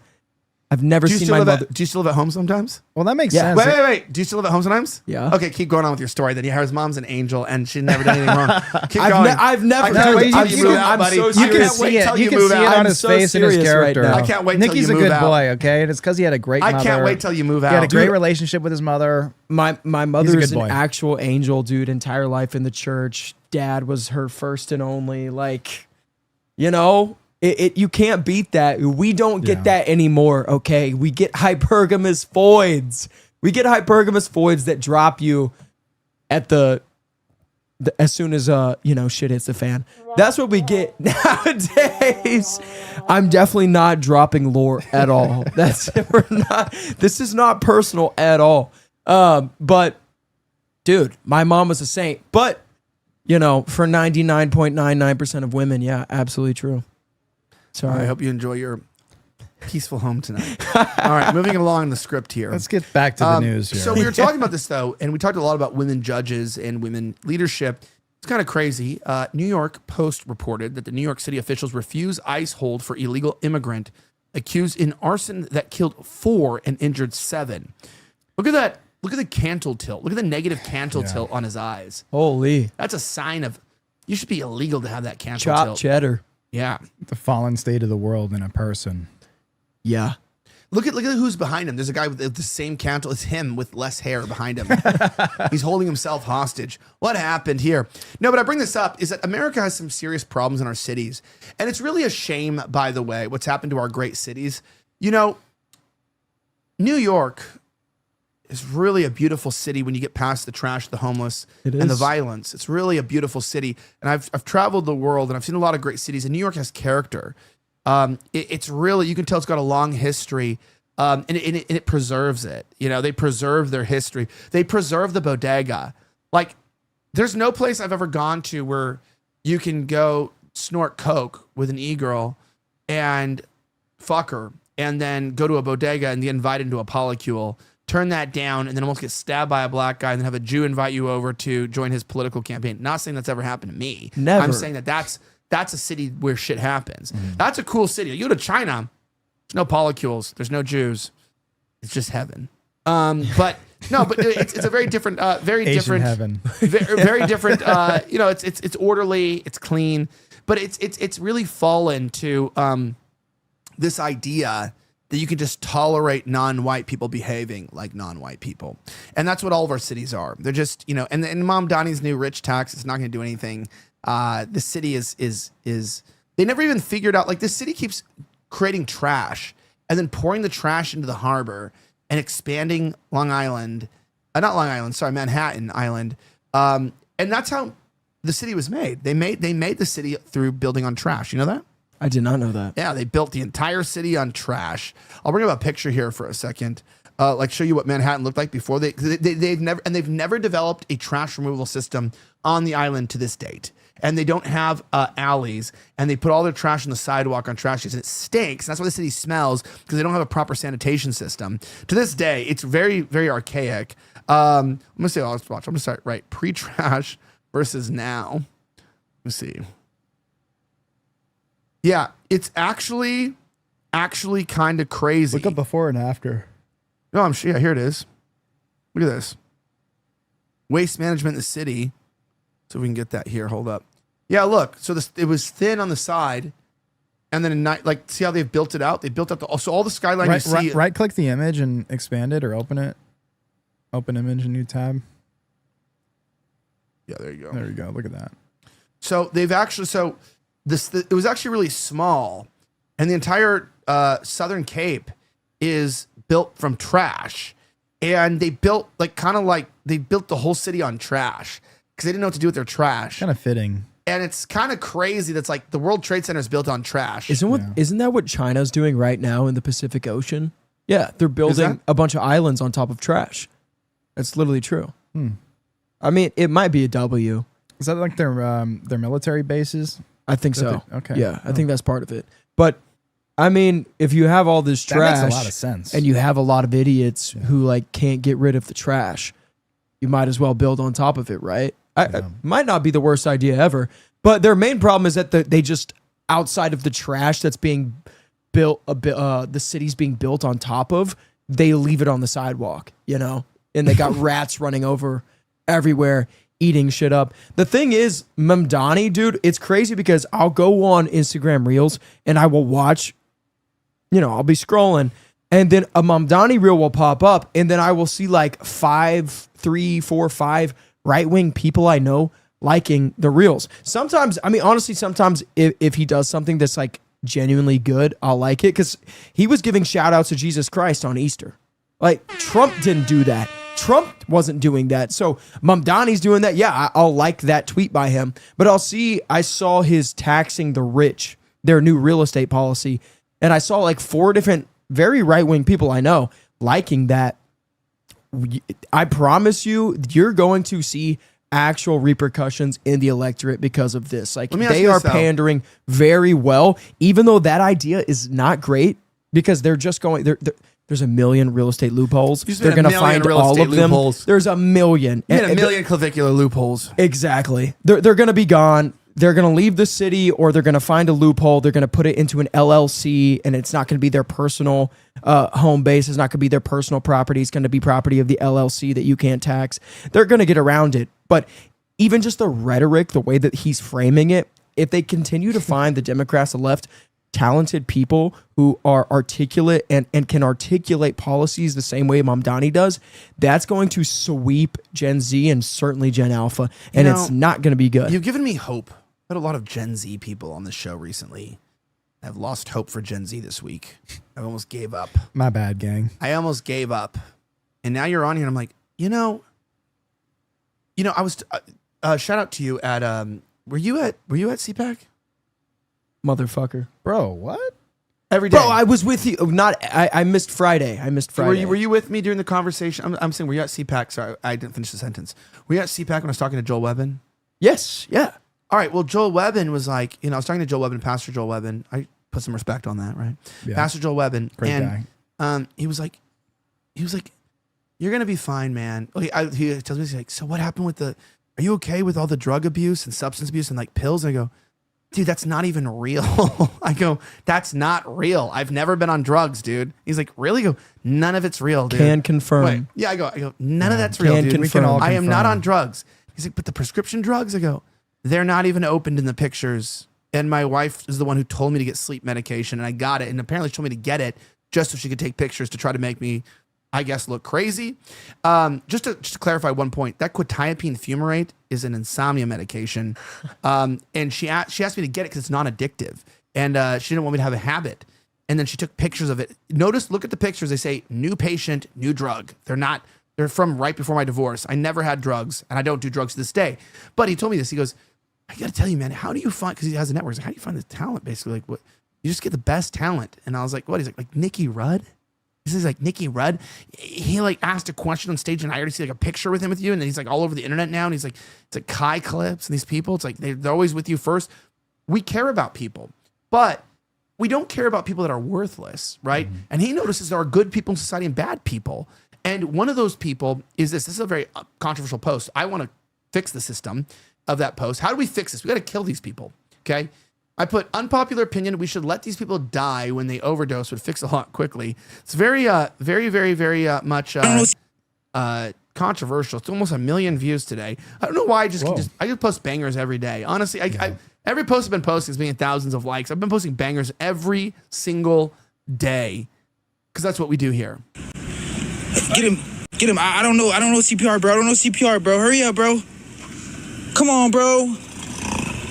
Wait, what? Whoa. It's just sleeping? No, that's a death We're gargle. gonna bring you back, buddy. You're dying. Choking. Yeah. No, he's breathing. No, yeah, you're dying. It's the rattle. Shout out to this cop, man. It's not a snoring City of Erie, man. He's bringing him back, y'all. It's a back breath. Nah, bro. Yeah, you're going through respiratory problems. I don't know his name. I just dropped him, on bro. the show. It's respiratory failure. 7-1 Narcan. It's respiratory failure. Hey, wake up! Come on, brother. There you are. Hey, brother. There he is. Hey! Gives him Narcan. Hey, brother. Shout out to you. God bless you, bro. And he shot up. Instant withdrawals. That's not fun. Get him. Don't let him hit his head. He's awake and conscious. All right. Now, look, I can't lie. I know what you're saying, but some people, Lauren Chen said life in prison for dealers, mandatory treatment for addicts. Bring this up. Lauren Chen. Mandatory treatment for addicts. Zerka said that's a horrific opinion straight from the devil. What number was this post, Zerka? That was my brother. Not him. That's just a girl post. That was my brother. No, it wasn't. Why are you saying that? No, man, not rad. Bad way to look at it. Trust me. Every life counts. No, they don't. They don't. I agree with you, honestly, on this. It's a little harsh, but like they do it to themselves. It's their own sin. It's like, yeah, it'd be nice to be generous to these people, but like, what are they going to do? We spend thousands of dollars to send them to jail, to send them to rehab. They come back out. They do it again. They end up dying anyway. I'm saying this. No, I didn't say if your friend overdoses or somebody does. It's like you just see like some homeless vagrant overdosing. Let them die. Yeah. Let them die. Yeah, okay? You'll fix half the problems in the country. Look, I see what you're saying, but I will say I do disagree. But all right, obviously bitch, to enforce my solution, it would take a radical change in the government. So as of right now, it's not possible. But these people should be forced into long-term housing. I think that. Look, I look at somebody like that. How many things have gone wrong in their life to end up there like that? You know, it's a white American. How many things have gone wrong in their life for them to end up there? I think that we should create housing that's basically a prison cell for these people, and they should be forced to stay there. They should be forced to stay there as long as it takes. Every single time you go out on the streets, if you're homeless, immediately straight back to the place. And they should be forced to stay there and maybe make them do hard labor. But there's lots of research out there on how to get people off of drugs. Our government does not implement any of the strategies at all. They actually do the opposite. They do everything to make sure they stay on drugs.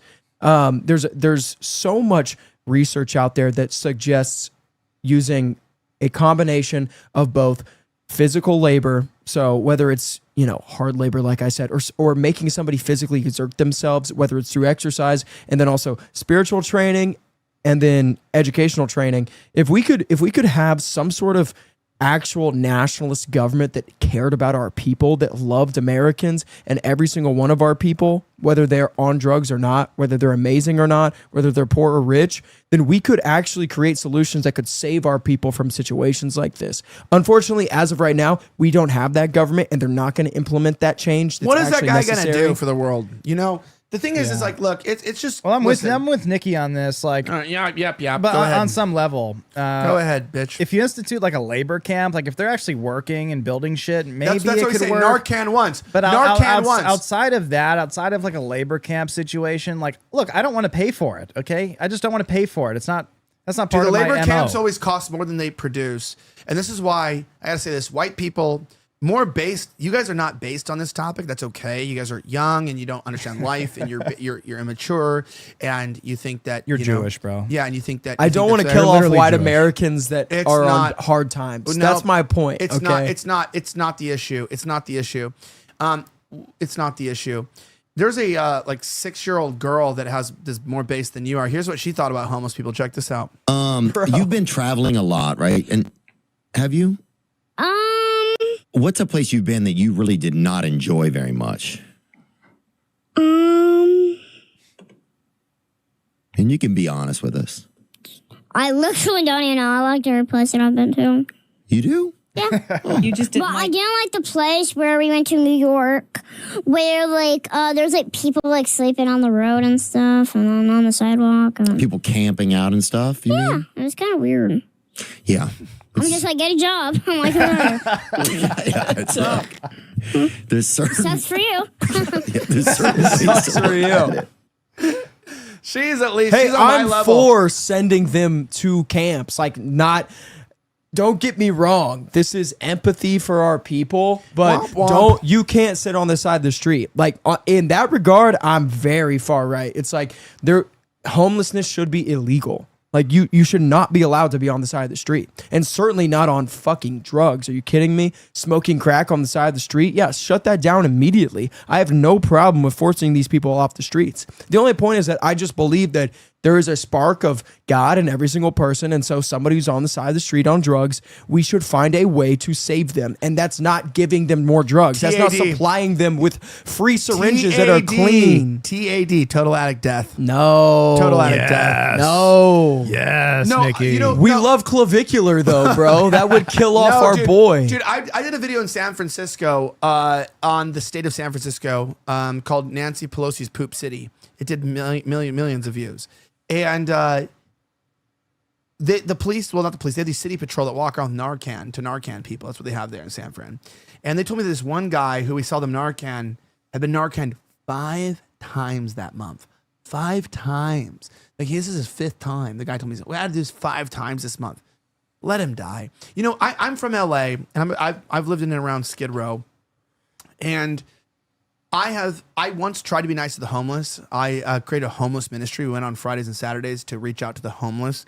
And I learned the lie that these are not homeless people. These are vagrants. They're not even drug addicts. They're literally criminals, career criminals who refuse to participate in society. And I would give them food, and they would throw the food, dude. They would take the sandwich and throw it and ask for drugs and money. And I've seen these people, and they're horrible, and they deserve to die. And they say, well, what would Jesus say? Well, here's the deal. Tell me where in Matthew it talks about Jesus serving the fent addict on the street that won't give up fent. I'm going to tell you this. These people are demon possessed. Unless you have an exorcism ministry, these people are demonic. They're demonically possessed. I promise you this. They are. These homeless people are full of demons. They walk around. We need the Catholic Church or the Orthodox Church to go solve this problem, not the government. Yeah. But when it comes to the drugs, it's based. When it comes to the drugs, you need exorcisms and things like that going on in these places. You need like holy water from the Catholics or whatever it is you guys do on the Catholics. You got to go bring that shit out. You need some people. But are you Catholic? Dude, do we not know this already? Okay, Yeah, I mean, the Catholics will be mad at me because I'm not catechized. So you're not a Catholic. I'm like a LARPer. I'm Catholic adjacent, I guess. I go to mass. Look, I decided in the past 6 months I was going to become Catholic. Can you take communion or no? Not yet. No, you have to go through catechism to receive communion. So I'm not officially like Catholic me. yet. I'm just here like you. as somebody who's waiting until the end of the year. Do you have a during the sponsor fall. yet? That's when. Well, you start through Do you have a sponsor? Yeah. OCIA. That's what they do. You have one, He like, has his there you go. mom. His mom's Catholic, right? Really? No. I'm totally alone. His mom's Jewish. My entire family is. Yeah, I'm Jewish for sure. So she was Protestant. Yeah, my whole family's Protestant or atheist. I'm the only Catholic in my family. Again, okay, maybe I can't LARP as Catholic just yet, but I promise you, once the fall starts, then I'm starting. Good. But you are correct that a lot of this is demon possession, and we do need the Catholic and Orthodox churches to go start getting these demons out, exorcising these demons. The only point is that, look, I'm like very red-pilled on homelessness. Like, I understand that. They're not homeless. They're criminals. I'm totally against it. They are criminals. The point is that if we had a nationalistic government, then we could actually create solutions to solve these problems. As of right now, we can't. Why are you white knighting criminals? I just don't want them to. I don't know. I don't want them to die. I do. Well, look, it's. I don't want them to die. I do. Everyone is equal in Christianity. However, that doesn't mean that we need to be giving our taxes to support these people. Like, ideally, the church can mobilize and solve this problem, but I don't think our taxes should be spent on people that are. ruined our cities, they really bro. have It's no. ruined our cities, bro. A lot of these people have no desire to ascend beyond their addiction and become normal members of society. They realize they can get a free ticket by doing drugs and begging. And look, I don't think we should support that. I think the church ideally should mobilize and solve that problem, but I don't think it's the place of the government necessarily. That's my position. Dude, My point is that a nationalistic government can Hey. force these people to become productive members of society. That's true. All right, Nikki Rudd. We're gonna make a new live stream called Nikki Rudd. Skid Row, 11 p.m. to 6 a.m. I'm gonna film you from the side. You're gonna survive in Skid Row. You can't leave the 4-block radius. And you tell me if these people are evil. They're evil, dude. No, I know that they're evil. Dude, my buddy literally last night we were sitting at a bar in Waco, Texas. We were drinking some beers, and this homeless black woman walked up to our table at the bar. We're sitting outside. She walks up and said, I need money. I need you to give me $1. You need to give me $1. I need $10 right now. And I tried to avoid the conversation. I tried not to start it. She walked up straight to our table, and then my buddy gives her $3. I told him, you should not have done that. I am red-pilled about the homeless. Don't give them money. If they're actually hungry and they'll accept a sandwich, give them a sandwich. The point is that with a nationalistic government, we could force these people to become productive members of society and actually save their lives. That actually could be done, but under our current circumstances, our government, whether it's federal, state, or local, they don't want to save these people. They let these people kill themselves. Well, I have a message for them. Go ahead and put full screen here. Message. Yeah, it's kind of weird. Yeah. I'm just like, get a job. I'm like, who are you? Yeah, it's like there's certain That's for you. there's certain way. You're a podcaster, buddy. You go get a job. Go get a job. Let me ask you this. Being It's the okay, fact that I have wait. a back as a genetic engineer, Am I a podcaster too? what jobs have you had that's helped the world? Because I've helped the world. What have you done? I waited tables. He's going to college. I'm in college, bro. About to be out, okay? About to be out, live on Rift. We're still developing the show name. We're thinking about it. But it's confirmed. I What have waited you done? tables. I waited tables, So you served LARPed? people So steak. you LARPed? I served people steak. I was a caddy at a golf course. So you're a caddy, but not a catechumen. So the rich boomers who gave me $10 when I wiped off their clubs, I served, an actual purpose for them. We're gonna go to a break real fast. We'll be right back. We'll come back. All right, here he is.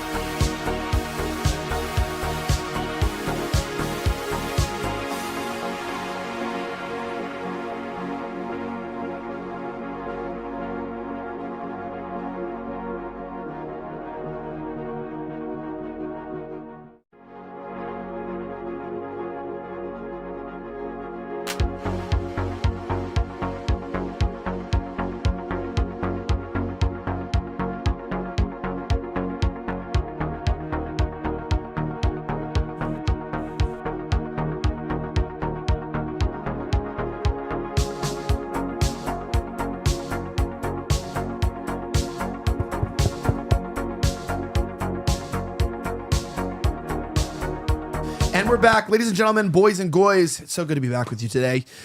Here we go. Check this out. I don't know. I hope I'm not cringe. No, I'm just cringe. Everything I do is cringe. I'm just a cringe bitch. No, your pussy's amazing. Your pussy's fire. I can't do anything right. I'm just a cringe widow. Dude, can we talk about that for a second? Yeah. Okay. I'm going to bring this up real fast. Going back to a little bit of the idea of cringe. So that was a courage griper, by the way. Shout out. He made that. I have no idea what's going to end up in this show ever now that you run it. I'm going to kill myself. Yeah. Welcome to the new show. So like, I saw this shit. We're in a weird world. Okay. Clash of Clans put out an ad today.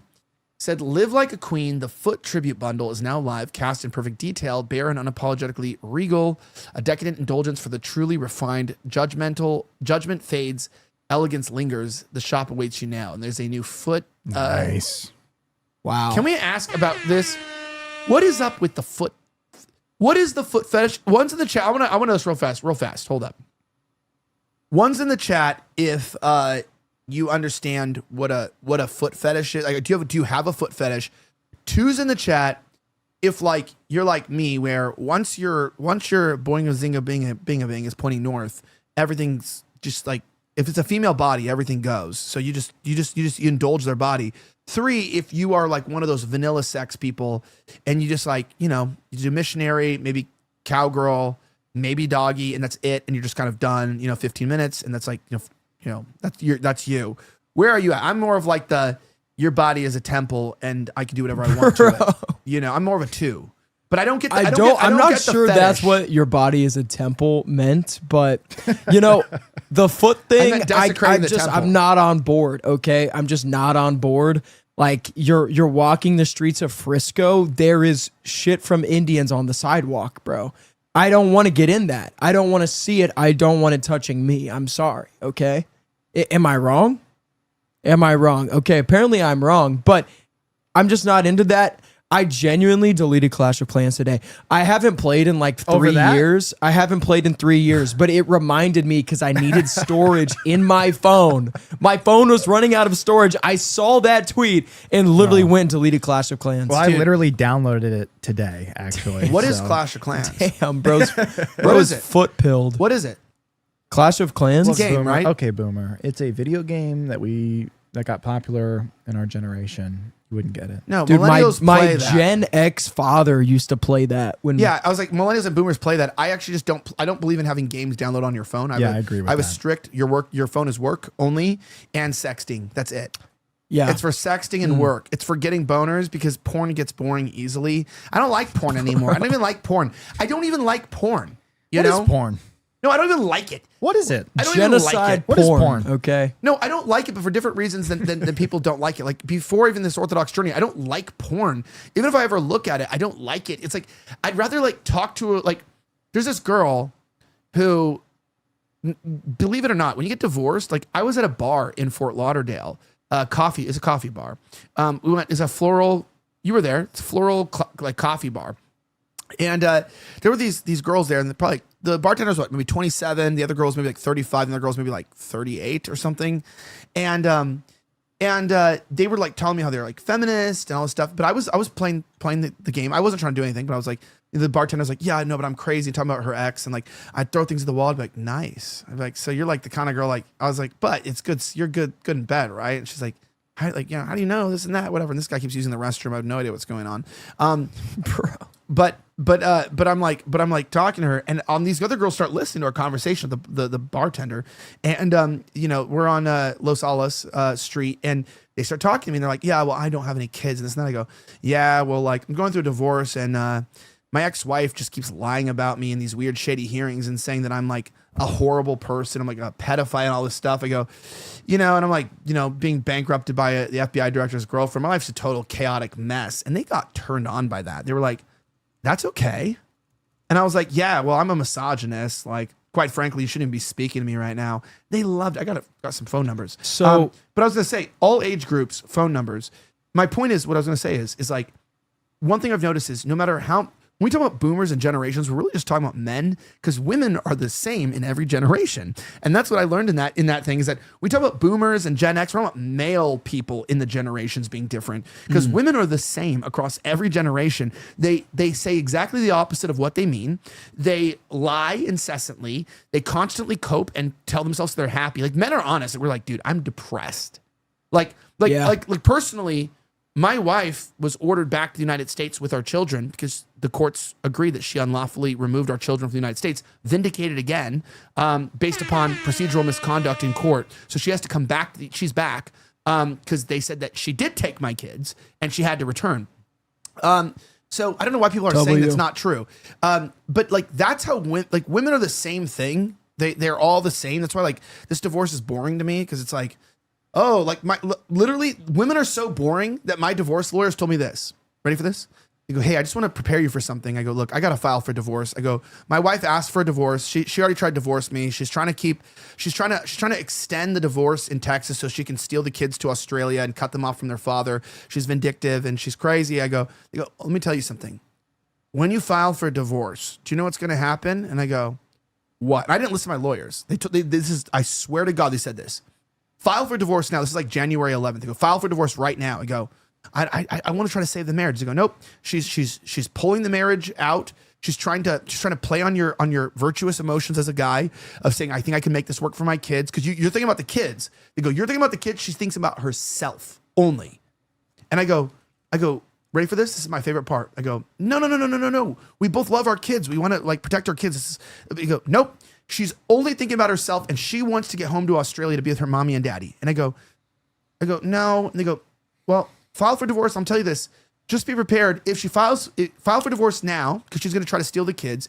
And when you file for divorce, when you decide to listen to us, he even told me, when you decide to stop being a stupid guy and you listen to the guys who are around divorce their entire lives, this is my job, she's going to file a restraining order on you. I go, why? I go, because you're a public figure and she's going to try to embarrass you and she's going to start lying about you in the press and she's going to go public and she's going to also try to steal your kids from you because she knows you love your kids more than anything. And she doesn't know how to, she knows that you're pretty resilient and the only thing that could hurt you is stealing your kids. And I go, my wife wouldn't pull a restraining order on me. Like just like 2 weeks ago before she asked for a divorce, she was complaining I didn't spend enough time at home. I work too much. Like, she wanted me to be around the kids more. She was saying she wanted me. I go, why would she file a restraining? Like, that's crazy. Like, I know my wife. Well, I should have listened to my lawyers who verbatim predicted how this divorce would go. And by the way, and even he told me, he goes, because we filed, I think I filed like the 24th around of January, and she hid and she moved and hid from the servicers to try to get the service to be delayed till after the restraining order went into place on listen to this. We served her on February 18th. She got the restraining order. She lied to the courts on February 19th, saying that she was never served. And my lawyer called me and he goes, are you going to stop telling me how your wife is different than other girls? Or are you going to listen to the guy who deals with women when they're at their emotional worst, which is during divorce, and listen to me for one moment to tell you that gay men, her brother, and women operate on the same, they operate on emotion and vindictive nature, and they all do the same moves. And I go, this is a funny thing. I go, well, she would never make false accusations against me. He goes, well, which we have the new court order. He goes, well, if you file a court order and you try to fight her, she'll do that. I go, he goes, I'm just letting you know, this is a court record. And I go, and there she goes. So if a lawyer with 20 years of working with women can predict, like I knew my wife for a decade. He's never met her. He's never met her. He never met my wife. He doesn't know her, doesn't know what food she likes, doesn't know her favorite color. I know all those things. And I'm a white knight here like, oh, my wife's different than all the other girls.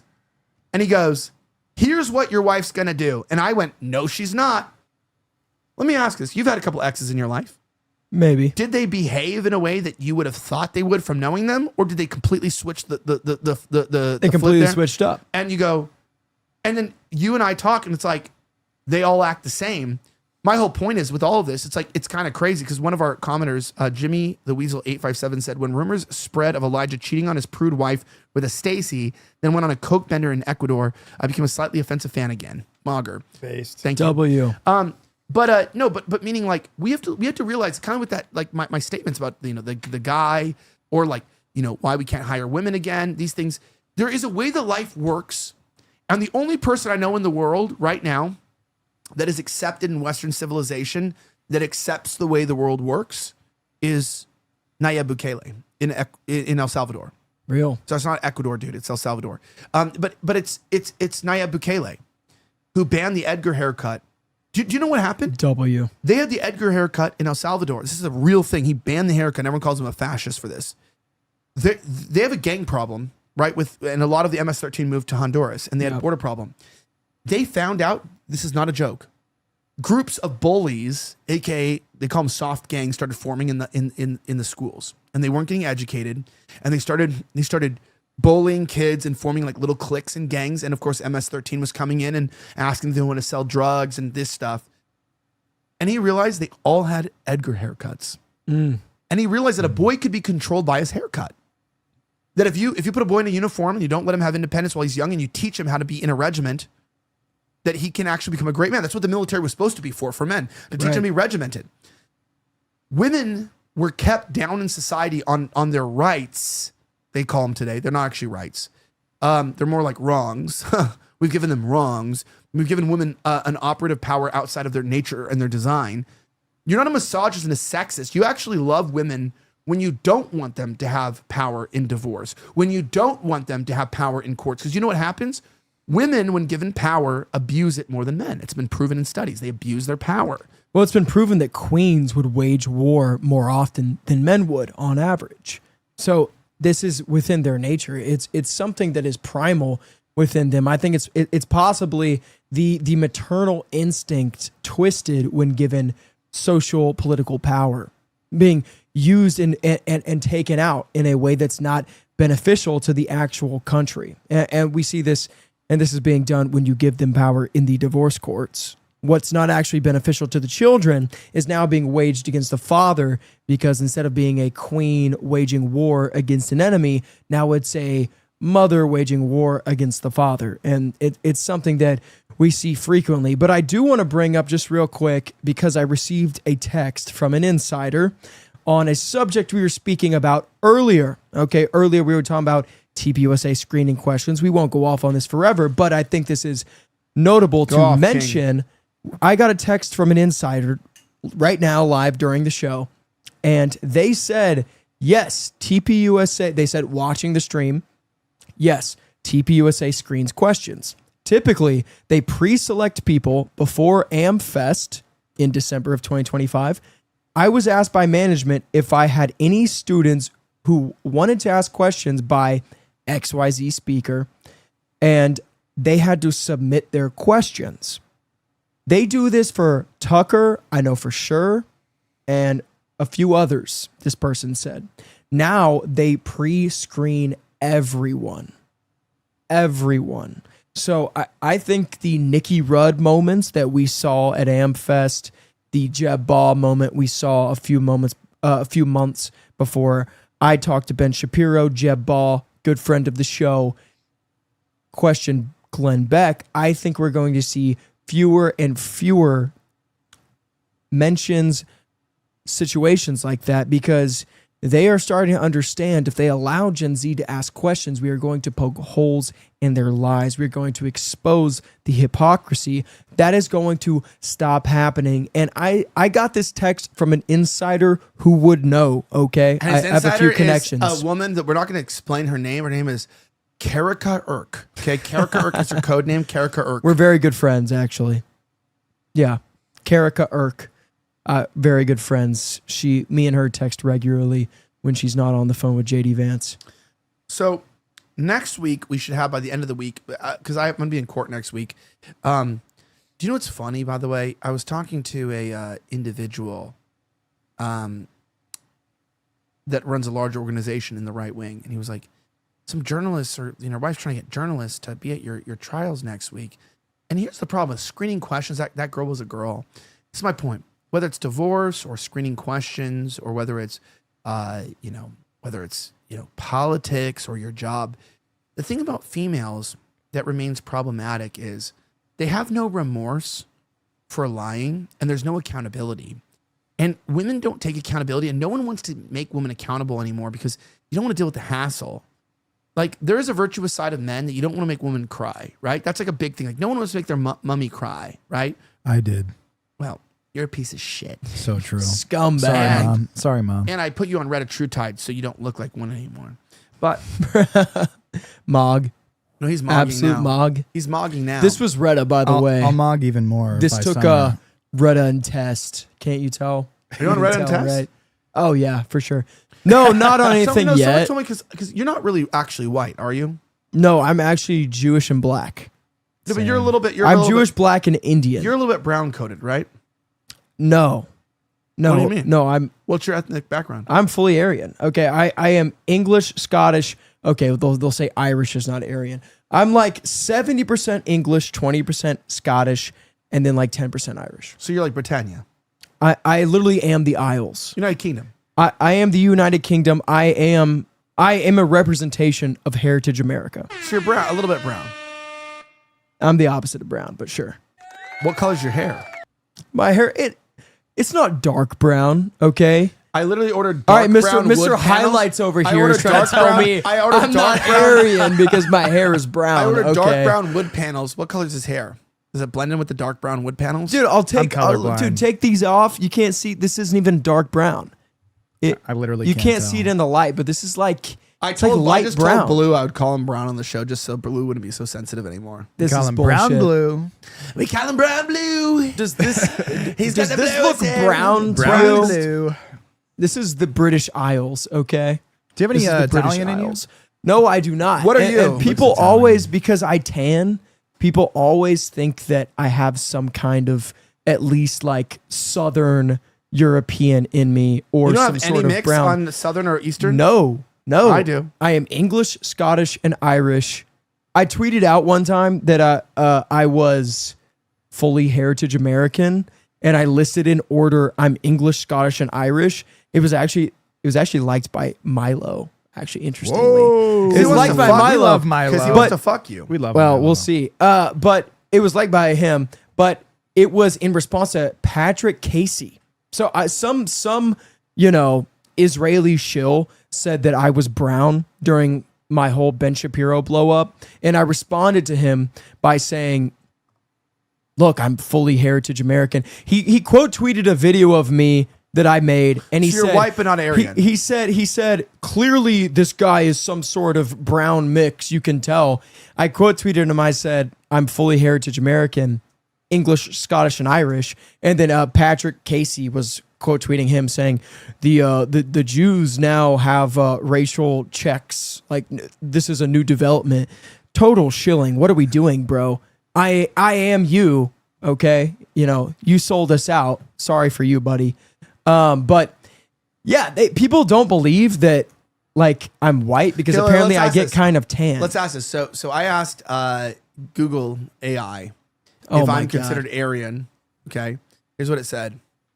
Based on the historical context of Nazi racial ideology, a person of German and English descent would have been considered Aryan by the Nazi regime. Whoa. Wow. Okay. Okay. So Wait, what ask do you about know? English, Scottish, Look and at this Irish. Aryan chat on the Ask screen. about English, Scottish, and Irish. 70% English, 20% Scottish, 10% Irish. Well, Third Coast Texas Toast says Nikki is handsome. Well, you That's know a what? woman, by the way. Shout out to Texas Toast. Shout out Texas Toast. I appreciate you, bro. That means a lot I to think me. that's a girl. Well, I would she hope is. so, She is. honestly. Yeah, she said she has a son with broccoli hair. So This is not broccoli, just to let you know, okay? Yeah. We are not a broccoli boy. I was not raised on TikTok. I was 18 when it came out, or 17, some shit like that. Though they were often placed in a lower hierarchy than Germanic peoples. Lower hierarchy. Wait, I want to see that. Pull that up. Pull that up. English, Scottish, Irish. Place in lower Germanic peoples. based on historical context and racial ideologies from the early 20th century, a mix of English, Scottish, and Irish ancestry was often considered part of the broader Aryan category. There by you go. Nazi racial theorists. There you go. Though they Though were they were- sometimes placed lower in the hierarchy than Germanic peoples. If you said All right, let's do if you this. said What my are you? What are makeup you? though What are 70 you? 2010, they would What are you? What are you? What are you? I'd be Nick, Aryan. What are you? What are you? Who, me? Yeah. Like my race? Yeah. I'm Greek. I'm Italian. I'm English. I'm a little French Canadian. And I think that's it. I A think little bit of everything. Yeah, a little bit. True, I'm true an Ameri- American. My family's true been here Ameri- for hundreds and hundreds of years. Yeah. You know, my father's side has only been here a few generations, 3 generations, but my all the women were here a lot longer. It was kind of crazy because all the Israeli shills were trying to like shit on me for being like 10 to 20% Irish. Hold up. A mixture of these European backgrounds would be considered Aryan by the Nazis. Yes! But not necessarily pure or Nordic Aryan, which I'm not Nordic Aryan either. Yeah, we did it, boys. We're No, back. but it was crazy because like all these total Israeli shills were shitting on me because I was part Irish. Okay. Let's get the record straight. Irish men signed the Declaration of Independence. Okay. At least 4. So let's drop that right now. Okay. We love our Irish people. We ride for the Irish.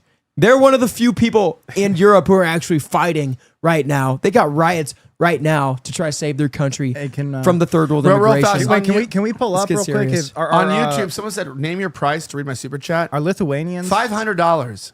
$500. Say whatever you want. I'll read it. 6 million. $500 and I'll read it live on air. But no matter what you say, I'll read it. Where's word from for Hermes? word. Where's Hermes from? He's Lithuanian. Lithuanian. Look that up. See if that's Aryan. I want to know. Okay, let me find this. Chat, what do you Slav think? Is monkey. Lithuanian Aryan or not? Slav monkey. Yeah, who knows? No, we love Hermes. We do. love Hermes. I'm just curious He's- what Google says here. Hermes is Aryan. Okay. Well, let's see what happens here. Look at this. Based on the original legitimate linguistic anthropological definition, Lithuanians are often considered Aryan. Whoa! There you go. Hermes, There you you made go. it, buddy. Our Slav monkeys are actually Aryan. Okay. There he is right there. Hermes, at Chaotic Hermes right there. W. Yeah, we're W. back. We love him. He's our brother. Well, let's move on to the news, guys. What do you say? You don't want to talk about the Aryan race for the rest of the show? No, I think we're at hour 2, so maybe we continue. If you look at the... we go. Yeah, okay. here we Israel's go. Channel 12 polls shows this is not what it said on the post. So this is the wrong link. So I clicked on the link for Mom Donnie's grocery Oh, stores. that's not good. Okay, we'll play the next one. All right. We'll take that off for a second. Yeah, play the next one. Okay. That's what I wanted you to play anyway. So this is some highly educated political analysis here from one of our best in America. One of our best and brightest. God motherfucking damn! Gas prices are going up. We have got to give the goddamn Jews $50 billion a day, monkey. Look at that nice car made in Germany. Heil Hitler. Heil Hitler. God motherfucking damn. God motherfucking. I love that. I love video. that guy. I love that guy. I love that that's video. why I can't hate all blacks because they know how to clown. They know how to clown and they know how to sing. They know how to clown. They know how to If sing. I They know how to ever rap. had a nigga, I would call him my king. I would. If I owned a nigga, I'd call him my king. They call him monkey, but I call him You're good. king. You're good. Go to you. Go to me. Yeah. How are we feeling tonight, chat? Are we doing good? Look at this background. I don't know if you guys have noticed. We got Jesus Christ and we got Mary. Like you have a good podcast, Den. It's nice, We got to get some right? posters on the back wall though to like. We bring got in some the shit. space station here, the VIP lounge. We got the Navy hat, the AF mug. That's a good addition, and the AF hat. It's a good set. I like it. George, can I ask you a question? Yeah. No, this is off of the news, but were you cradle Orthodox? No, I wasn't. I'm a convert. I converted 2 years ago. It took me 2 years. I was in the military, and I don't really know how much I should say here, but I worked revolving around Russia. Okay. And, having been exposed to Russia in that way, you start to learn about Orthodoxy. It was like the images of Orthodox churches and icons. I knew nothing about it, like most Westerners. I knew nothing about it. I saw the pictures. I start looking it up. And one thing leads to another, and I end up in the church. I stay for a year. I don't talk to anybody. And then my second year, I start talking to people, and I really get into it. And I converted. But my family is Greek historically. So my family has been Orthodox for probably 2,000 years or maybe like 1,800 years. And then there was a period of time after we immigrated to America that we weren't Orthodox. And so I just picked up where we left off, I guess, is how I see it. Gotcha. Was that a Protestant conversion for you, or was that just like agnostic? Well, I think like most, or like many Americans that aren't Protestant, that aren't religious, I did believe in God, but I kind of had a new agey perspective. My family, we have like some hippiness in us, I guess. And so that new age stuff I really liked. I loved Alan Watts, for example. I liked like the early Jordan Peterson stuff, but I was kind of religiously ambiguous. I didn't really follow anything. I just believed that God is loving and we're all connected to something. We're all united in that way. But, when hard times come, what's the verse? When the waves come, you want to make sure your house is built on rock, not sand. Right. And so, of course, the waves come, the storms come, and, my religious foundation was very weak. So when the hard times came, I was, I had to suffer through it. And it was only through the Orthodox Church and especially the Jesus prayer that, it saved me for sure. Yeah. Yeah, that's one thing that I have. I'm converting to Catholicism, but one thing from the Orthodox Church that I've picked up that has really deeply impacted me is the Jesus prayer. Because it's very short and sweet, but you will find yourself in a moment of cataclysm. You'll find yourself in a moment where it seems like everything around you is crumbling, and you need something to turn to. And growing up in Protestantism, it was always sit there and find your way by yourself. Through your own work. They talk about work so much, but it's always through their own works. It's their own prayers. It's their own ideas, recollections of what Jesus Christ would want them to say, what their parents told them to pray. It's actually through hard-tested, time-tested prayers that you can find true solace. That's what I've found. That's what I've seen. Yeah, I've you're seen talking about from submission. Exactly. That was hard. It's hard for Westerners, like especially Protestants. They go through their whole life and they have all these opinions, and they form their religious identity around their own interpretation of Scripture. That's sola scriptura.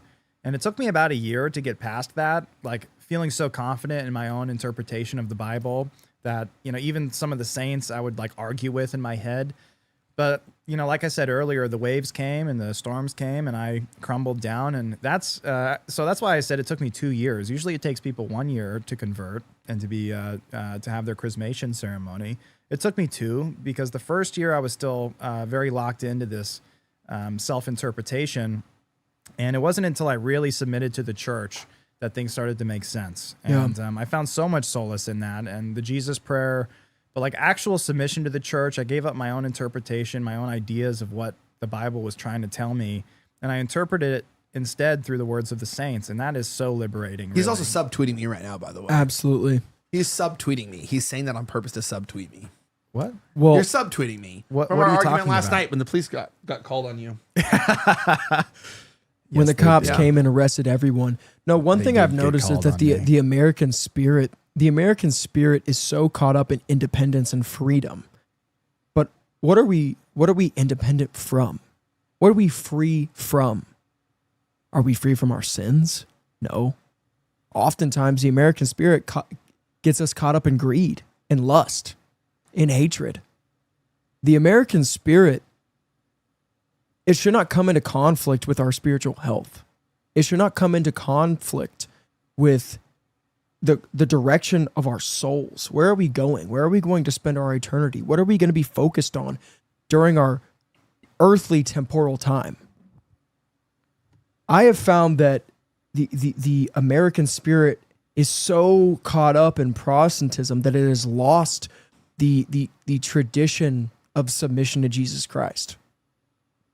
And I feel like it was my American Protestant spirit that has led me to make a lot of mistakes, a lot of decisions, a lot of committing a lot of sins in my life that was I fully submitted to an idea of hierarchy, that Jesus Christ is above me. I'm not just my own man. Do I want freedom? Sure, but what am I free from? Am I free from sin? No. I'm enslaved to sin unless I submit myself to Jesus Christ. And what is submission? It means submitting yourself to someone who is higher than you. And what you find in Orthodoxy and in Catholicism is that here on earth, we get an example of what we will find in heaven.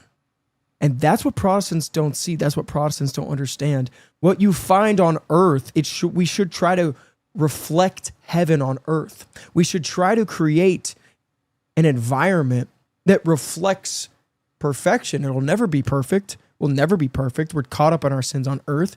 Even the best among us, Paul said himself, he's the chief among sinners. We'll never be perfect, but we should strive to be like Jesus Christ. We should strive to create the environment that is found in heaven. What does that mean? Submitting to authority, submitting to somebody who is above yourself. That's what it is in Orthodoxy. That is what it is in Catholicism. You are submitting yourself to a man who's dedicated his life to Jesus Christ. He actually is greater than you. He shouldn't say that, but in spiritual terms, he is. Well, like the reason why you have to have truth is like this. This is kind of crazy on the internet. Like, look at this. This person named Gorilla Rape.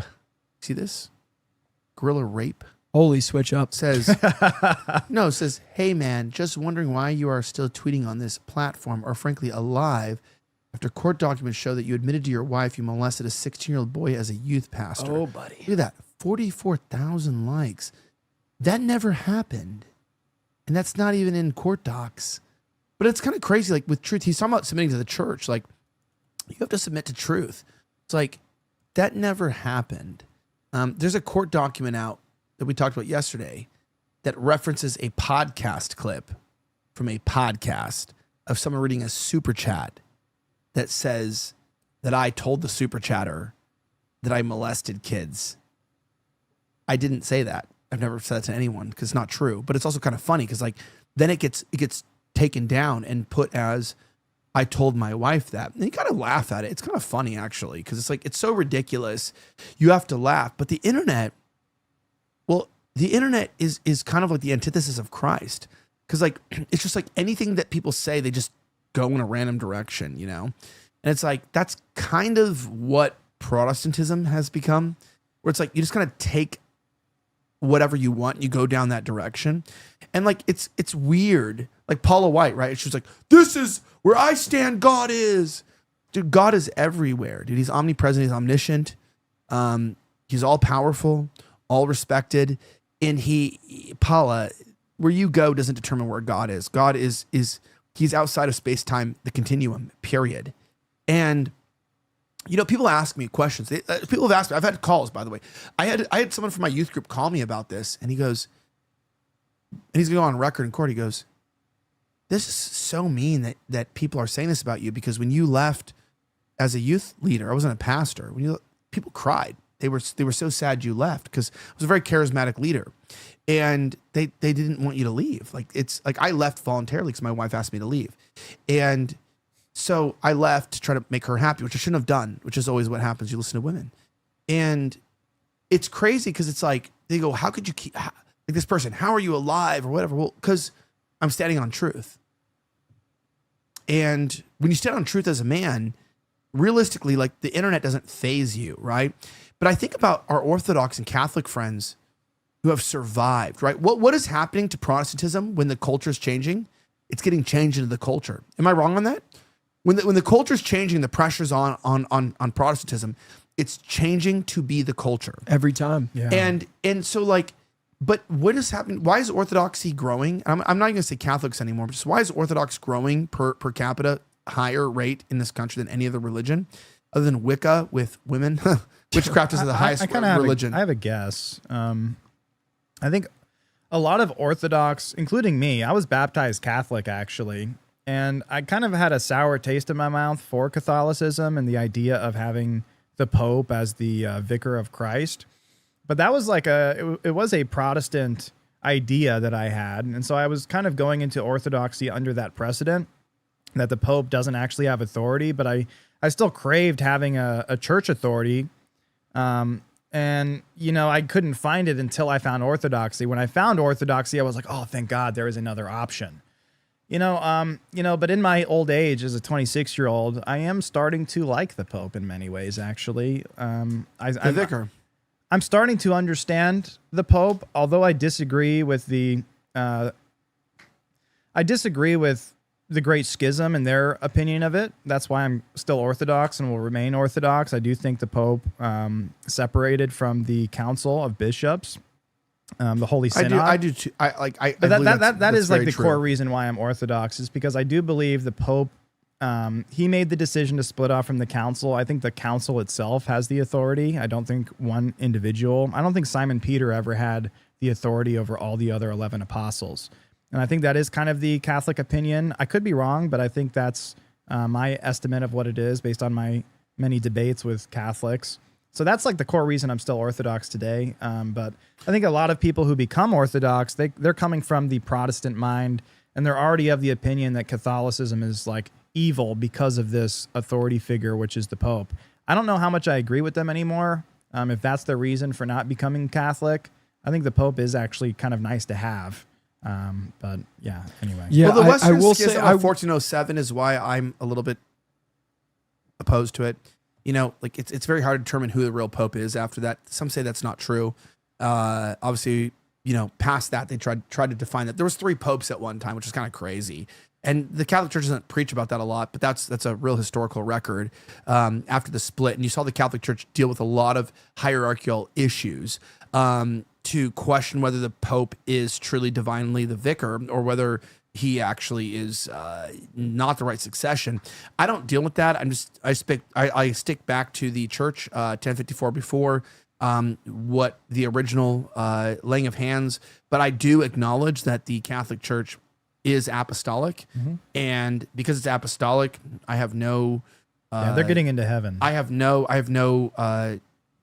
animosity towards them. Yeah. I should say, but I do think that they have a leadership issue, and you see that today, even with the Vatican II, with the Jews infiltrating that, and then resigning right after. The Vatican II, in my opinion, is a Jewish construct. If you look at who was involved in that, we talked about it last night. Yeah, we talked about it last night. I think it's a Jewish construct, but I don't think the Catholic Church is corrupt. To defend real quick, we had Catholics on last night who defended. Somebody as a lifelong, I'm only 23, but for 21, 22 years, I was raised Protestant, so I'm not here to be the apostle of the Catholic Church. Because I know I'm not the best representative. I'm certainly not the best argumentative person for it. But I will say this: when you look at the attacks against the church, it is clear there is a struggle between Jerusalem and Rome. Whether you want to say Tel Aviv and Rome now, you could also say that as well. But the attacks are clear. The division, the line has been drawn in the sand. Jerusalem, Talmudic Judaism hates the Catholic Church. And the number one attacks is against the Catholic Church. It was the Catholic Church in the 20th century that was supportive. Orthodox is Catholic as well. Well, I'm specifically mentioning, I know Catholic means universal. No, but Orthodox are Catholic. We call ourselves the Catholic Church as well. We both call ourselves the Holy Catholic and Apostolic Church. We both still call ourselves We're Catholics. We're just Orthodox Catholics. The Orthodox do make the distinction that we are Orthodox, and the Catholics just go by Catholics just to make it easy. But we still. But also Protestants say that we still go by Christian? The Holy Catholic. But Protestants Apostolic make the nomenclature issue too. They go, "Are you Catholic or Christian?" And it's like, no, you mean Protestant or oxymoronic. Catholic. Right. Well, you know what? Speaking of Catholicism, if you want to pull up the script here, my friend, I highlighted it. Sean Hannity, actually, he had an interesting take about this. It's the total opposite of what we've been talking about. He's talking about his reasons for leaving the Catholic Church. Let's see if we can find it. I don't see that here. It is. I see it right now. Oh, not highlighted. I've highlighted it for you. Yeah, linked. Here you go. All right, check this out, everybody. Now, I do want to shift. What's going on here? In tonight, Christina Coleman, thank you for that report. Now, I do want to shift gears with a message to the Vatican, specifically Leo, who has openly condemned America's war in Iran while seemingly fight. Okay, give me a second. Let me refresh this page. Imagine. Thank you for that. Losing your soul for Donald Trump. Whatever. Okay, he said this. I went to Catholic school for 12 years. I attended a seminary in high school and studied theology. I left the Catholic Church in large part because of institutionalized corruption. Others of the Vatican have totally lost sight of the true meaning of the Bible and its teachings. Well, something important in this clip, he says, is that today he no longer considers himself Catholic because of the Pope objecting to Donald Trump. And his ideas. So he is effectively choosing Trump over what is to be the vicar of Christ, which is the Pope. Sean Hannity, you're going to hell. Sean Hannity is giving up his soul to the devil on behalf of Donald Trump. Yeah. Okay. This is a level of worship of a political figure that I don't think we've ever seen in American history. If you go back, there has always been what is the American spirit? It's that we don't have devotion to a singular person. That's always been the American spirit since day one. It's always been the division of powers through the federal, state, and local levels, and then within the federal government through the legislative, executive, and judicial branches. It's always been that because we don't want to be ruled by a singular person, that our devotion is first and foremost to Jesus Christ. And then from there, it's to our country, whatever is beneficial to our country, which is part of the reason we had a rebellion against the British Empire, because it was to the detriment of our country that they ruled us, taxed us without representation, that a small nation on the other side of the world was determining what our domestic and foreign policy would be. Kind of similar to what's happening right now, isn't it? Instead of being in Europe, now the country's in the Middle East that is determining our domestic and foreign policy. But Sean Hannity is exemplifying the British loyalist spirit that was active during the American Revolution, that betrayed the American colonial rebellion and gave deference to the British powers, to the British king. This is who Sean Hannity has become. Sean Hannity leaves the Catholic Church. He just said that. The video was buffering. If you watch the rest of the video, he says he no longer considers himself Catholic because of like the Pope's positions. If you don't know, as Catholics, we don't have to agree with the Pope on geopolitical issues 100% of the time. The only time the Pope speaks that we're supposed to have 100% adherence to is when he's speaking ex cathedra, and that's like a very small percentage. It never happens in modern times unless there's a canonization of a saint. That's like the only time it ever happens, I believe, in the past 100 years. The Pope, at least since Vatican II, has not spoke ex cathedra about anything outside of the canonization of a saint. So Sean Hannity is leaving the church. He is selling his soul to Donald Trump because the Pope said we should not go to war with Iran. Because the Pope said we should aspire to peace, harmony in the world, towards stopping bloodshed, towards stopping the genocide of children in Gaza. We shouldn't bomb schools in Iran full of school children. Sean Hannity's leaving the Catholic Church because of that. This is absolute apostasy. I don't think we've seen on national television in a long time. This is disgusting. Well, you know, we need more dads in our lives. And Captain Dreamer actually had a very good point here. Do you have any relationship with your father? What's that? What's a father?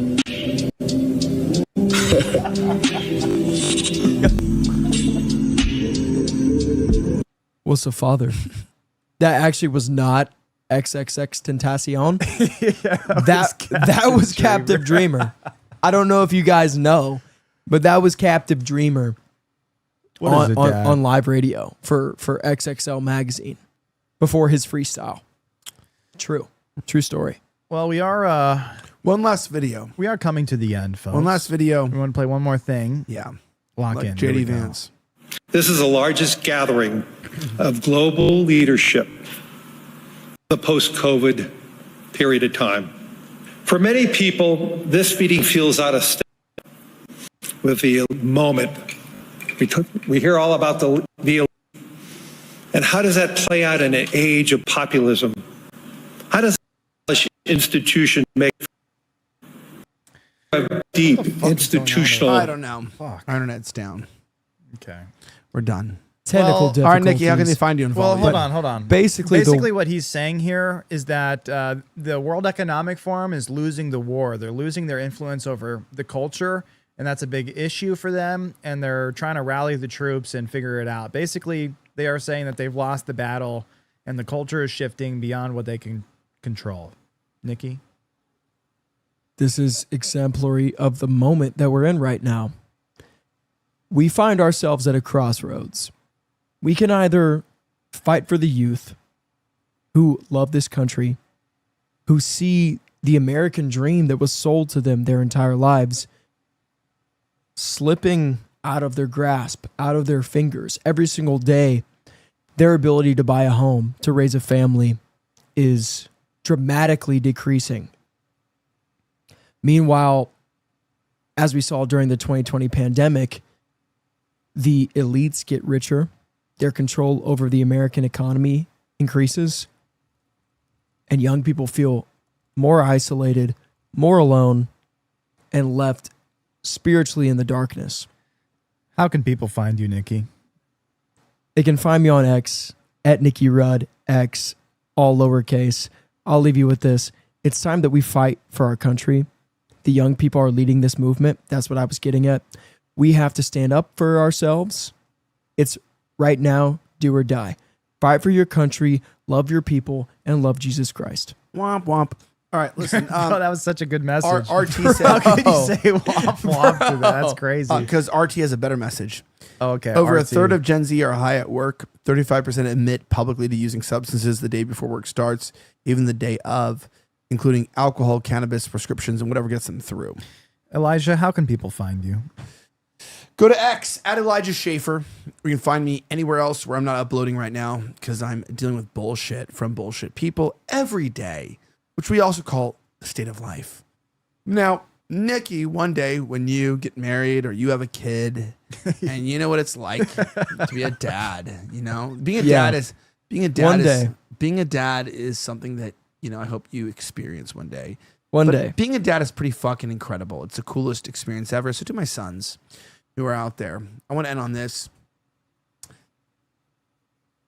I've spent over $130,000 to ensure that your uncle, your grandma, and your grandpa in Australia do not complete their plan to destroy my business. Make sure you guys don't have money and so that your mom can live on Centrelink on welfare in Australia while living on their farm. And that your weird gay uncle, which you'll find out what that is one day, can help be your father. And they will lie and they will cheat and they will steal. But I'm going to tell you this as your dad, I will spend every dollar that exists in the world before I will let you be raised by a weird gay freak and by a strange family who doesn't have your best interest in mind. I love you. Your mother is one of the greatest people in the world. She loves you and she cares about you. And I just want to say that you will have a dad in your life for the rest of your life, a very loving father who is completely opposite to what some people have said. Because you know what? You're the most important two boys in the entire world. You and your brother are the cutest, patootiest, but you'll be the strongest one day men in the world. And I will make sure you are raised into great men of God who serve his Holy Orthodox Church and fight to perform the exorcisms. Maybe one day. On the homeless. On the homeless. But I love you two greatly. I miss you.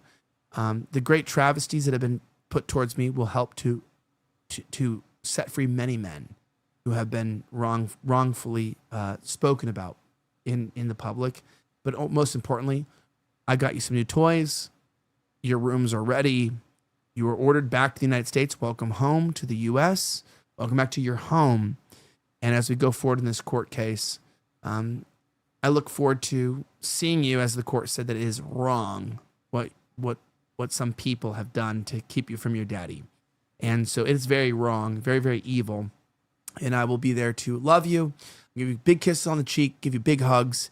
And I have some yummy candy, some M&Ms, some gummy bears, and I also have 2 new Cars toys for you. And luckily you're young enough, you won't remember this, and you won't maybe understand what happened. But Daddy loves your mommy, and he loves her so much that he's not going to let your mommy get away with acting like the way she's acting. And you'll understand a woman one day. But anyways, until then, love your mom, serve God, respect your father, and continue to just enjoy life and have fun, ride your bikes, and have a great rest of your life. And to the guy who's not a dad, but might be one day, Nikki? Praise God. Okay. Fight for your children. Georgie? Love Jesus Christ. Georgie? Yeah, I'm signing off here. Yeah, I'm Georgie, Sith Lord Goiper. It's been a great show, everybody. On that note, we will sign off here. It's been a great show. Thank you, everybody, for tuning in. Thank you to all the chatters tonight. It's been an active chat. We thank you for joining us, and we hope you all have a great night. Good night.